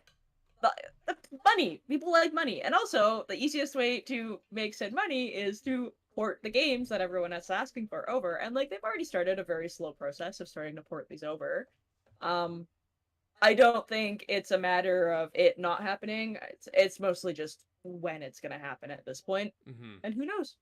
Maybe they will toss us a bone to chew on until Tears of the Kingdom comes out. I'm not worried. I'm not bummed personally, because we still have so much content to chew through before then. Yeah, there's a lot of games coming out. I'm busy with many of them. You know, like Splatoon and pardon me. I don't know, like, just the thought of, like, oh no, I don't get this game I've already played again. Yeah. It doesn't, the fact that it's like, oh, that is offset by, it's like, oh, the new game that I'm looking forward to, we got info on. You know, like that also trumps that as it goes. The state of play is still happening today as well, so that's just gonna be a whole new door of video games that we're gonna have that's gonna lead us up to the end of this year and into next year. So I think we just have so much. Even if you're not a PlayStation fan or like a Sony fan, I find that a lot of it still kind of translates over. I'm very curious to see if there's going to be any overlap between what we saw today with Nintendo into the state of play, because there was a lot of Square Enix. Yeah, a lot of. There's a lot of that. Yeah. Yes. Yeah. So I'm very interested to see what's going to translate. Yeah, Square Enix had like a lot of 3DS games that they're pushing out right now onto the. Sorry, that's a joke. Anyways, I mean, we were talking about this in my Discord the other day as well, and like I would be more than happy to get like Wind Waker or Twilight Princess HD, and I would be more than happy to pay and play those games again. But at the end of the day, they are old games that I have played before, and I don't know, like there's a lot of games coming out right now. There are other games to tickle that Zelda itch right now. Blossom Tales 2 just came out. That game is basically a Zelda game, just not made by Nintendo. There is Tunic is now coming out to Switch soon. That game, you know, again, like is I don't know. I it would be cool, but I'm not that bummed because I'm more excited about this. About Tears of, I was gonna say the sequel to Breath of the Wild. I'm more excited about Tears of the Kingdom than I am feeling any disappointment about not getting those other games. I don't know. Does that make sense? I just like, okay, we didn't get the filler content, you know, but it's still just filler content, you know. And Nintendo has this really good track record of just kind of shadow dropping stuff on Twitter. So that is true. Like. We got the Direct today. They've really just outlined what their holiday plans and into 2023 looks like. Yeah. Things are going to pop up between now and then, I think. Something, I don't mean to sound mean, but something that it's brought up in chat here as well. But also it's like a lot of the people complaining, oh man, we didn't get Twilight Princess, are the same people that didn't get a Wii U, where, by the way, Twilight Princess HD did already get ported to it. So it's like... You know, I already got Twilight Princess. I've already played it on 3 consoles. I'm not that bummed. You know? Yeah. Yeah. Absolutely. Yeah. It's honestly, at this point, a convenience thing. Yeah, totally. And it'd be great. I think, like, the biggest argument you could make is, oh, well, it'd be great for people who haven't played the original. That's a great argument. But at the same time, there's still so many other new games coming out. And you know who hasn't played the original? Nobody's played the original of Tears of the Kingdom yet, because it's not out. And we got that. So, I don't know. That's just my feelings on the matter. I'm not disappointed. Yeah. That's all. Sorry. I feel Nintendo, like, the closer we get to an eventual successor to the Switch, whatever it may be, the more likely it'll be that Nintendo just holds those games because they know how much people are asking for it, and are just going to hold off and put it on the next console as opposed to the Switch. That way they don't release both Wind Waker or Twilight Princess on the Switch and then the next year they come out with their new console, and then everyone starts the whole process over again, saying, "Can we get it on the Switch 2 or whatever it ends up being called?" And it would be a great way to boost sales of the console. Not like Nintendo would need to do anything to boost sales whenever it eventually comes out anyways. But yeah, that's my ideal on it. So, with that being said, and we feel like, you know, the direct was a hit for some people, a miss for some people, 50-50 for a lot of us. Was there anything that you feel like you really, like, aside from Metroid, anything that you really would have wanted to see? Because, like, the one thing that I'm thinking is, like, we have, like, I'm still really stuck on Bowser's Fury. I'm really stuck on that, and, you know, they did Odyssey and Breath of the Wild at the same time, right? Like, those are pretty close together, and that's the one thing that I'm kind of hoping for. I'm hoping to see something Bowser's Fury adjacent that is gonna get us into more of that kind of Odyssey mindset, because they did such a good job on it, and I'm honestly kind of surprised that we haven't seen more of that. So that's the only thing to me that, like, I know people are kind of, you know, Mario, whatever, but this is like Mario.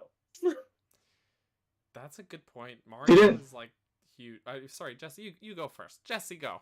Tell us. No, I was just gonna say, didn't Melons say that the Bowser's Fury was a completely different engine than 3D World, which makes it odd that it was packed in with it? Was it a different engine? Yeah. It feels like the 3D World engine when you're playing it. He controls the same as in 3D World. I don't know. Honestly, it was the best way to do it, because, yeah, 3D World is a great game. It has that replayability, but at a certain point, like, you can't keep playing it.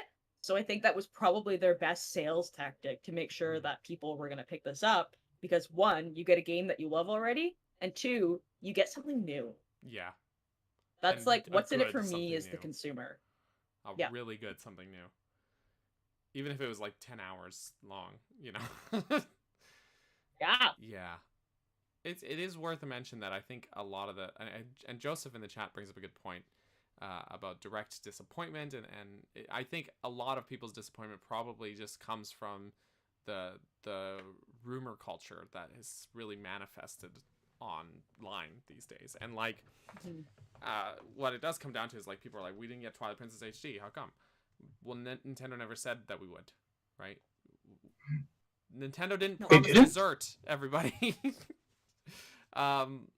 So yeah, I mean, we got what everyone I think was asking for, was like a title and release date for Breath of the Wild sequel, and and people are still coming out of the woodwork being like, this direct sucked, and like, obviously y'all aren't Pikmin fans then, because well, that's the big thing. It's like, you know, everyone has their niche, something that they're really into. True. Nintendo, and honestly any video game company, can't cater to all of these individualized needs, desires, and expectations, because there's so much. True. So yeah, most directs are probably going to be a miss, or probably be a 50-50, because you're going to go into it with expectations that you're going to see something that you want, and unfortunately it's just not going to happen. I will say though, with what you asked about, like, what did we want to see? I mean, you said except for Metroid, so that was the one thing that I was missing. Yeah. I really wanted Metroid Prime 4. Like, again, and it's the same with Zelda. Like, a remake or Prime Trilogy or Metroid Prime HD would have been awesome, but I really want Prime 4, because the old games, I've played them, I have them, they hold up, they're great, but I want to see the new game. Yeah, so I think Mario is the one thing that felt like it was missing here. We got, other than Mario Rabbids, that was shown, but that was a game we already knew about. This was happening.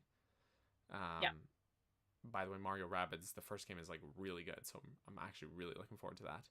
But yeah, like, absolutely. proper mainline Mario, not the Mario movie, which Miyamoto mentioned, but there also wasn't a trailer for still, even though the movie comes out soon.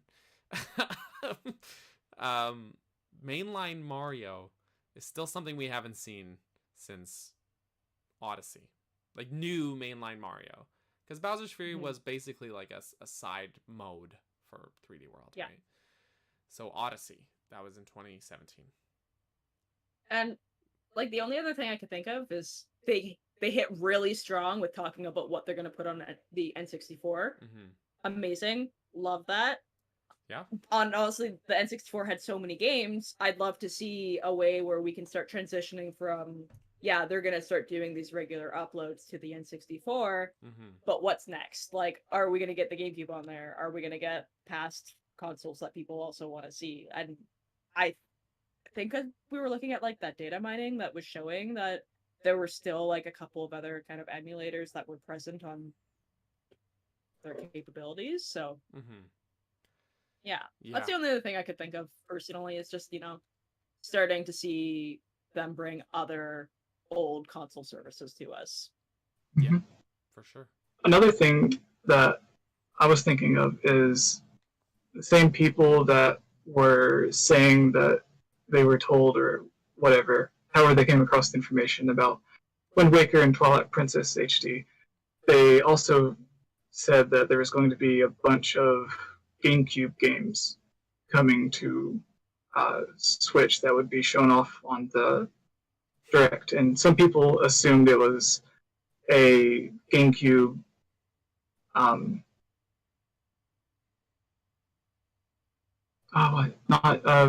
like how they have the N64 and stuff. For some reason, my brain keeps going to Virtual Console, but they don't do that anymore. Right.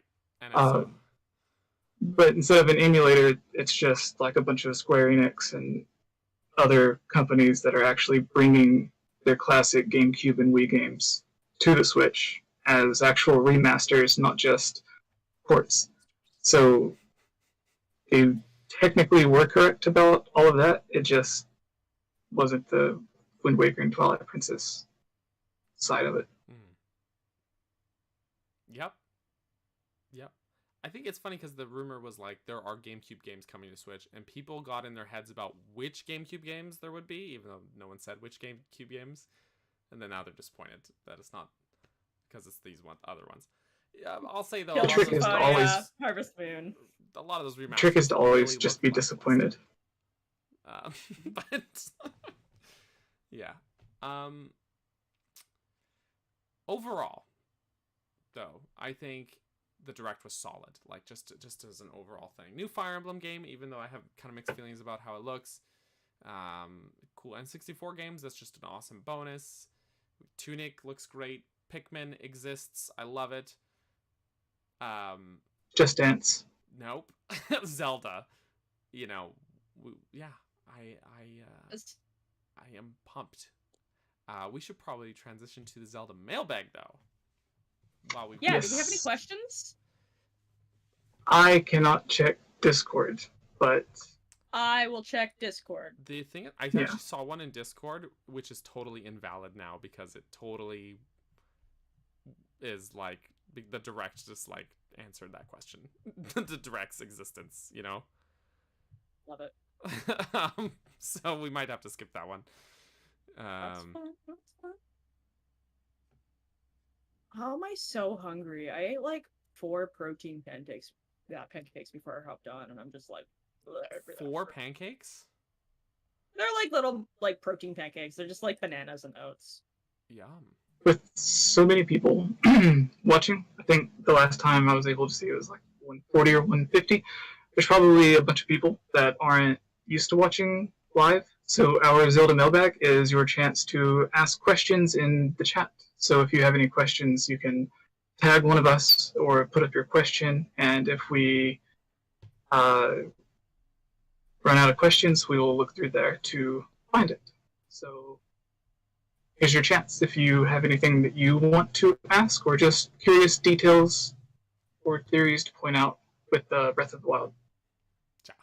I keep doing it. Not Breath of the Wild. Tears of the Kingdom. Tears. I know, Gonna take some every- getting used to. Tears Every of the time I try to say talk about Breath of the Wild, I have to like look at the title of the stream to go Tears of the Kingdom. Tears. Yes. Tears of the Kingdom. Yeah, there's. Yeah. I just posted in the chat as well. Mailbag time. Post your questions in the chat now. So feel free to do that. And if you're on Patreon, we will attempt to prioritize your question and also maybe ping or like at one of us in the chat as well, so it highlights, and should be good. It doesn't look like we have a lot of new, and as you mentioned, a lot of these are kind of answered in the direct that we got today, and I don't know what you guys answered last week. I think we've covered everything in the mailbag in Discord, other than the one that's in there that's completely invalid now because of the direct. So I think, yeah, because the last one, like, how long can we expect a theoretical trailer to be in the upcoming direct? Like, yeah, that's Oh, that's like, the one that you're talking about. We've answered Okay. that one. Yeah. And also now the trailer happened already, so we already know. So that kind of thing. I'll pick one here. Chris P asked, do you think Nintendo has an end game with Zelda lore-wise, or is it just game they're gonna rehash every few years for infinity? I think it's the latter. You don't kill the golden goose. You know? You keep harvesting those shiny golden eggs forever. What? Yes. What are you talking about? Well, you don't kill people in what? You don't kill the golden goose. Have you never heard this idiom? No. No. All Like, right. the golden goose. If you have a goose, if you're a farmer and you have a goose that lays golden eggs, you keep the goose. You take the golden eggs and you keep selling them for money. You don't kill the golden goose and sell the goose. You know, you keep. In Burger's previous life, he was a farmer. Yes. I had a serious Canadian goose problem. AKA. Yeah. My thoughts on that is, where did this farmer get the golden goose? Good point. No. My thoughts on the actual question is, I can see them constantly jumping forward. Like, it's not out of the realm of possibility that in 5 or 10 years from now they make another game that's even 1,000 years after Breath of the Wild and Tears of the Kingdom, which does not roll off the tongue nearly as well. But they probably have story ideas and gameplay mechanics or some sort of gimmick to base the idea of their next couple of Zelda games after, or like ideas that went unused in Breath of the Wild, but they probably don't have what the story is going to be. So I don't think they have that part of it planned out, and then based on whatever story fits the best with the gameplay would be where they put it. But I don't think they'll ever do like this is the final game at the very end of the timeline, like they did with Skyward Sword being the beginning. And I still think they could even go back and do one that happened before Skyward Sword sometime, because originally they had Ocarina of Time, supposed to be why Link has his green hat and his green clothes and everything, and it's the origins of Ganondorf. And then they did Minish Cap, which they said the exact same thing. Like, this is supposed to be the origin story of why the hero is seen with the hat and stuff. And then they did it once again with Skyward Sword. So it's like, even if it is their intention for a game to be the end of something or the beginning of something, 5-10 years later, they'll just put something else out. And the person who would be making the games in 5 or 10 years probably isn't the people who are in control of the games now. Like, Fujibayashi could move on to Aonuma's role, and Aonuma could finally get to make that weird stealth game that he keeps talking about but never gets the chance to. Right. And then someone else would be doing Fujibayashi's place, whoever that may be. And then they would be the one deciding what the story could be or where they would want the game to be. So yeah, no, and that's something like they kind of are making up the timeline as they go along. Like, yes. Not to say I'm not a timeline denier, obviously, but it's like how many. You brought up a good example. Like they've made so many games that are like the start of the Zelda timeline. Like A Link to the Past was a prequel to the other Zelda games. It was the earliest game in the Zelda timeline. And then Ocarina of Time was a prequel. It was the earliest game in the Zelda timeline. And then Minish Cap was the earliest game in the Zelda timeline. And then Skyward Sword was the earliest game in the Zelda time. So they keep kind of jumping back and forth. So it's like, yeah, I think they'll stop making Zelda games when Zelda games stop making them money. Which will be never. Yep. So not to worry. Which is fine. I mean, that just challenges them, really, as creators, to really think outside of the box and how can they keep this franchise going. Meaning, we might go into some really weird places for Zelda in the future, but you know what? That's future us problem. Hey, like, if you think about it, Majora's Mask was them going in weird places. That's one of my favorite games. Wind Waker was them going in a weird direction with their art, even though Miyamoto apparently hated it. And great game. Yeah, that was another thing. I want to do a video on, like, I guess myths isn't the right word, but like misconceptions about like Miyamoto quotes, because everyone talks about Miyamoto not caring about graphics and stuff, but then he makes super realistic, hyper detailed Pikmin. Right. And then like he says that he hated Wind Waker's graphics and was hoping they would do something more like the Space World demo that would eventually go on to be like a weird Twilight Princess thing.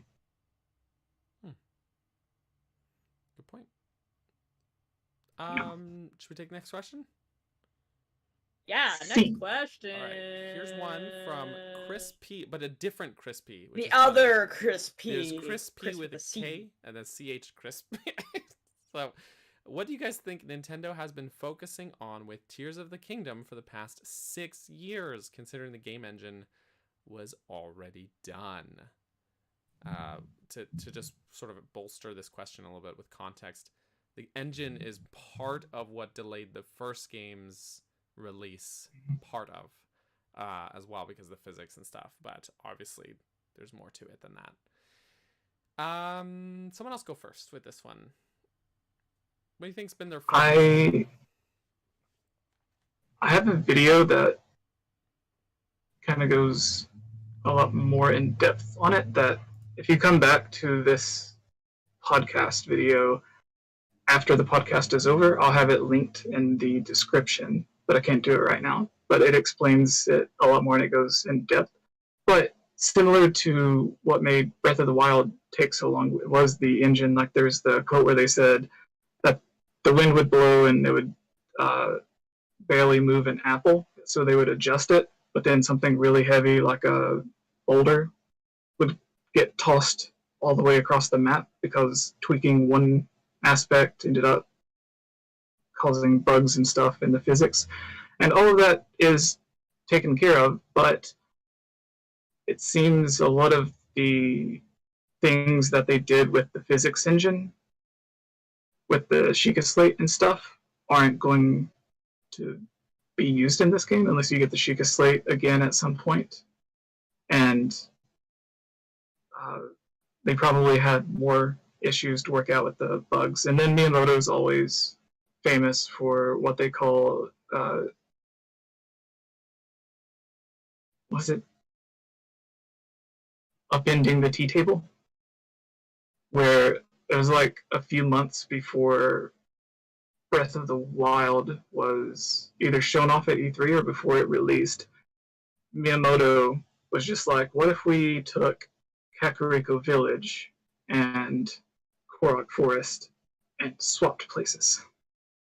And they're like, but why would we do that? He's like, yeah. So he just comes in and completely changes stuff like that. And then we've seen all of the cut ideas from the original Breath of the Wild. They probably had a bunch of ideas for Breath of the Wild 2 that they implemented and then realized, well, we could probably think of something better than this. And then if you do think of something better and you take something out, then you have to go back into the game and all the different puzzles and enemies and stuff that you would use that ability that you just removed. You have to now change that so that it can be used or the puzzle can be solved with whatever the new ability is that's replacing it. And yeah, we've seen the Sky Islands and stuff, which there are like dozens and dozens, if not over 100 it seems. And we haven't seen anything of like where they may take you, like if there is a second world that they had to build up. And yeah, that's all I can think of for now.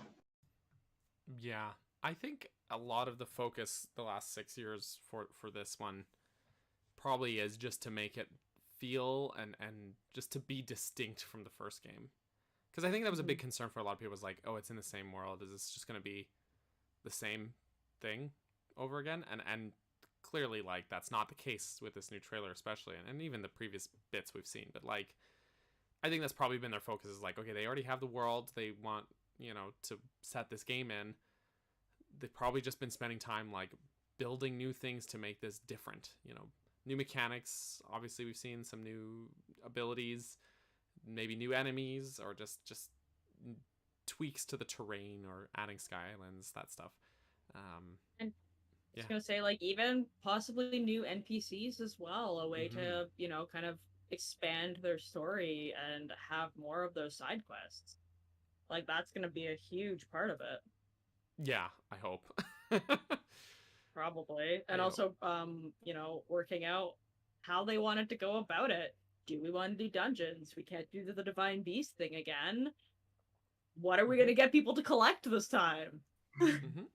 Shrines? Are there shrines? I haven't seen any. How are we going to increase our hearts? What are we going to do about stamina? Like, I think there are so many questions of how they could change the game and make it feel like we're in the same world, but not feel like we're doing the same thing over again. Yes. Yes, 100%. Two other things that come to my mind is, one, it seems like they're kind of leaning towards the story having a lot to do with the ZOEY. Or at least that's what a lot of people's guesses are. And when they first came up with the ZOEY, they probably didn't have any ideas for it, because in the Creating a Champion and other interviews, they say they just came up with the ZOEY and all of the ZOEY ruins just to make the world feel like it was older and lived in and stuff. They were literally created to be a mystery, which is what the name ZOEY translates to. Because Nintendo always has, like, oh, there's this ancient dark tribe, or this magic users from a long time ago that did something spooky and then disappeared. And like Majora's Mask and Twilight Princess, Sheikah is technically the original ones. But almost every Zelda game has them, and part of the allure of all of the different magical ancient dark tribes is that they don't tell us anything about it. So maybe it took them a long time to be like, okay, everyone seems to like the ZOEY. Let's try to come up with an idea of who they actually are. And the second thing is, if they come up with new ideas for a story or dialogue being changed, obviously we don't know about this game, Tears of the Kingdom. Almost said Breath of the Wild 2 again, but with Age of Clams and Breath of the Wild 1, there were, like, they would go in for like a month or however long and all record their dialogue, and then maybe a few weeks later or a month later, they would go back in and record like a second set of, like, if the dialogue in a cutscene changed, then they have to record whatever was rewritten. And planning that out takes probably months to get it in every single different language that they do have the voice acting in. Whereas for games like Skyward Sword, if they wanted to make a change, they just type it in with the text and that's it. Where now they have to plan out and schedule with the recording studio and the voice actors, and make sure that the scripts is correct and that it's written in a way to where it'll actually match with however the characters are talking and all of that. So I think that's another reason why it was taking so much longer than, Yeah. Yeah. Plus, casting new voice actors in the middle of the whole COVID thing. That's a good point too. Probably Absolutely. doing that with like all the different countries that have different rules and everything for like lockdowns and stuff. So it's like if you can't record for like 6 months because the recording studios are closed, then that's 6 months that Nintendo's just like twiddling their thumbs waiting on a chance to have the finished dialogue. So good point. Good point. Tube, do you want to grab the next question? Yeah, our next question in chat comes from Haley, and Haley wants to know, where's Zelda? oh, she fell in a black hole. That's what I was gonna say. Last we saw Zelda, Zelda fell into a hole, so yeah. Yeah, just a couple of this, Haley also asked a little bit later if she was Zelda would be playable, so I think those kind of go hand in hand. But I don't think the more we see of this game, the less I think Zelda will be a playable character. So I think something's gonna happen with old man dehydrated Ganon man, and that's it. And she's gonna be trapped somewhere, trapped underground, falling through a black hole. I say if Miyamoto and Aonuma and Fujibayashi and all of the others made us go an entire first game to save Zelda, and then she just gets kidnapped again at the very beginning of the next game, I will be very upset. Fair. Yeah. But yes, I do think she'll be playable. Yo, you do. So we have opposing views, as it were. I still have the idea that she'll be the one who uses the Sheikah Slate and stuff. So. Oh no. Because as great as the new abilities are that Link has, I have a hard time thinking Nintendo will just remove all of the work they put into the Sheikah Slate abilities.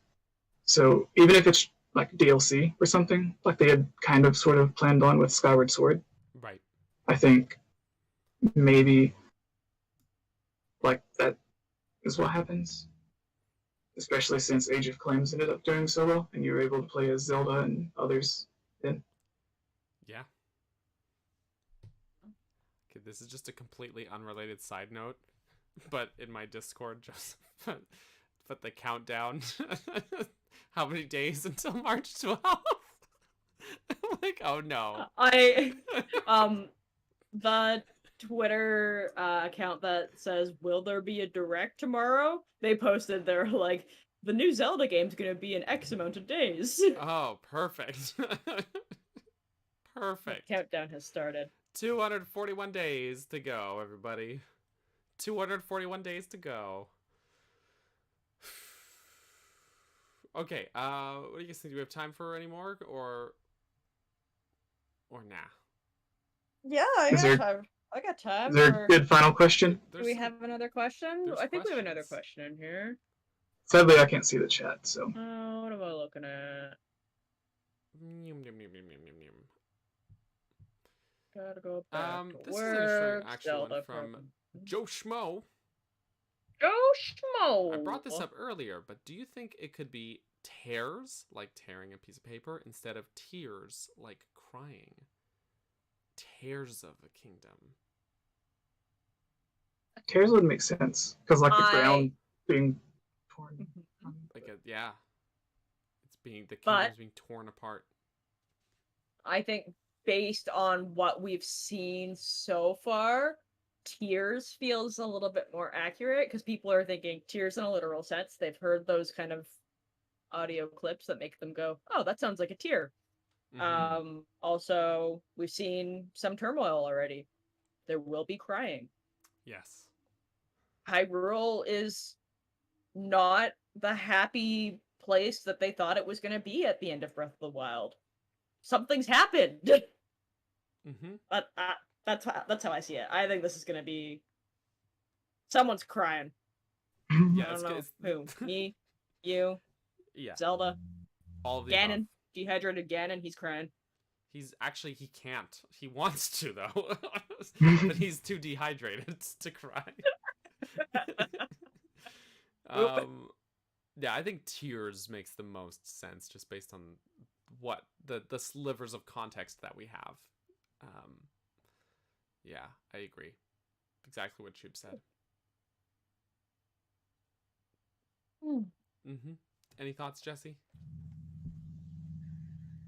No, I could see it working either way. I think tear kind of goes with the whole sadness of Hyrule, as Chubs explained, and I think it can also go with the whole Sheikah symbol with the eyeball and stuff. And the way the Sheikah slate would get new runes and stuff was the drop that looked like sort of like a tear, I guess you could say. Yeah. And the last trailer that had the tear-looking drop of water splash into the little puddle. So there's references and dots that you can connect for either. Yes. I'm sure someone's messaged Bill Trinan and asked him by now. So Cares, probably just check his Twitter. How was this? I like to know that everyone's Zelda brain is going. I'm just gonna post this here. This is the if anyone hasn't seen it, the artwork. I'm just gonna cover myself up with All of this. us. It's glorious. What if it was Pairs of the Kingdom? And it was just a farming simulator. Pairs. I'm actually really hoping. Sorry. I'm hoping that this is kind of like the direction that they go in, because we've just had such like a gold theme with Legend of Zelda. I'd love to bust out of that. I'd love to do something a little bit different. A gold, like visually, you mean? Just like if you think about like all the different cases and stuff, there's so much like gold going on. Oh yeah, yeah, actually, and I mentioned this before, like when Skyward Sword HD came out, that I was like, I love how colorful the box art is instead of just being gold. Yeah. Yeah. Like I agree. I agree. I love that. And, yeah, and the like, Joy-Cons. Wild, Link's Awakenings, and Skyward Sword HD, like all three of those, their Switch box arts are like very vibrant, very colorful, beautiful. But yeah, this box art, magnificent. Like absolutely magnificent. I gotta get that as a big print to put next to my big Breath of the Wild that one looks so good. I need that. Like, that's beautiful. It's beautiful. I'm just gonna shrink this down and leave it up on screen for the rest of today's broadcast here. For the rest of your life. The rest of my life, actually. I wonder if Nintendo's got a desktop wallpaper one for this, because I've had the same Breath of the Wild wallpaper for a long time. So. I'm actually later tonight going to run the trailer through that 4K upscale thing and see if I can pick out more details that are kind of in the background. Yes, please. Please, if you do, maybe send me the footage. Yeah. Yeah. All right. Right. Is that everything? Chubs! Would you like to tell everyone about yourself? I am 𝗬𝗵𝗲.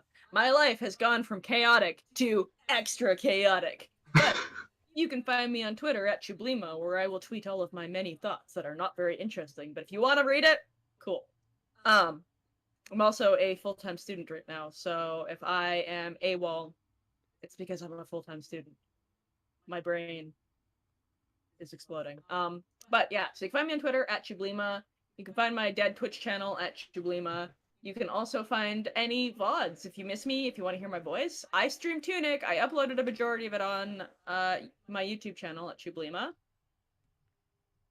Saturdays, I hope to make an appearance on Kat Bergerson's channel to do some Splatoon days, aka Splatter Days. Splatter Days. So hope to see me there, because that's my plan. I have it in my calendar. We're gonna hang out Saturday nights on Kat Bergerson's channel. Heck yeah. Make sure you've done the salmon run tutorial before then. So Got it. yeah. Got it. Yeah, and other than that, Instagram, don't post a lot on there, but it's also 𝗵𝗵𝗲 in case you want to look at my face and my cats. And that's me. Perfect. Perfect. Cats are cool. Daniel, it's your turn. I'm Daniel. I'm Capt Bergerson. That's CAPTBURGERSON. I also sometimes stream the video games. Today's Tuesday, which means Wednesday is actually my Zelda days. So tomorrow, I'm actually streaming some Ocarina of Time. We're going to do the Water Temple tomorrow. What a great time. And yeah, I have actually a video coming out about 𝗏𝗏 on Friday. So hope you all are looking forward to that, because I do dungeon design analysis videos on my channel, and it's a great time. It's a very good time. But yeah, I stream every Wednesday and every Saturday, and then occasionally I try and squeeze just like an extra one in here and there where I can. So like I did one yesterday with Blossom Tales, for example. So yeah, Saturday nights are lately now Splatoon nights, since Splatoon the demo and then onward, and Zelda on Wednesdays, and that's everything. Is that Cat Person? And for both Tube, myself, and Jessie, all our socials are linked down below in the description. So as well as Geeky is not here, but she also exists and posts good content as well. So go check out all of the things. It would be much appreciated. But Jessie, what about you, Jessie? I'm just here. You forgot to mention you and Geek had the reaction videos to not just, again, almost like Breath of the Wild 2, but Tears of the Kingdom. Right. I did do a whole reaction. But also the entire Nintendo Direct. Yeah, I did that people do a reaction should check out. Stream for the Direct this morning. It's a good time. You can watch me die when Pikmin 4 was announced. So good. Yes. But yeah, there are links to everyone's stuff in the description below. I will be trying to have a video ready for tomorrow. And if it's not done tomorrow, at the very least, I will upload the up-res 4K version of the trailer. And it'll also be the one that I use in the analysis video or whatever. And are you going to be doing anything on your channel for that, Daniel? I don't know yet. I don't know yet. Undecided. Cool. I guess with that, thank you everyone who tuned in and watched and hung out with us, especially since there were over 100 people watching the beginning of the stream when I was too quiet and Tubes was a robot and Daniel was Daniel. Yeah, sorry about the audio issues at the start of the stream, and then Jessie got a little loud near the end here. Trying to work through it, but we got it. Also, if your question didn't get answered, I'm so sorry. There's some in the Discord Dragon she mentioned, but we will save those, and we for sure will answer them next week on the podcast. But we are out of time for today, unfortunately. So thank you all so much for watching, and we love you all. And subscribe to Game Over Jessie, and leave a thumbs up on your way out, and all that good stuff. All right. Goodbye.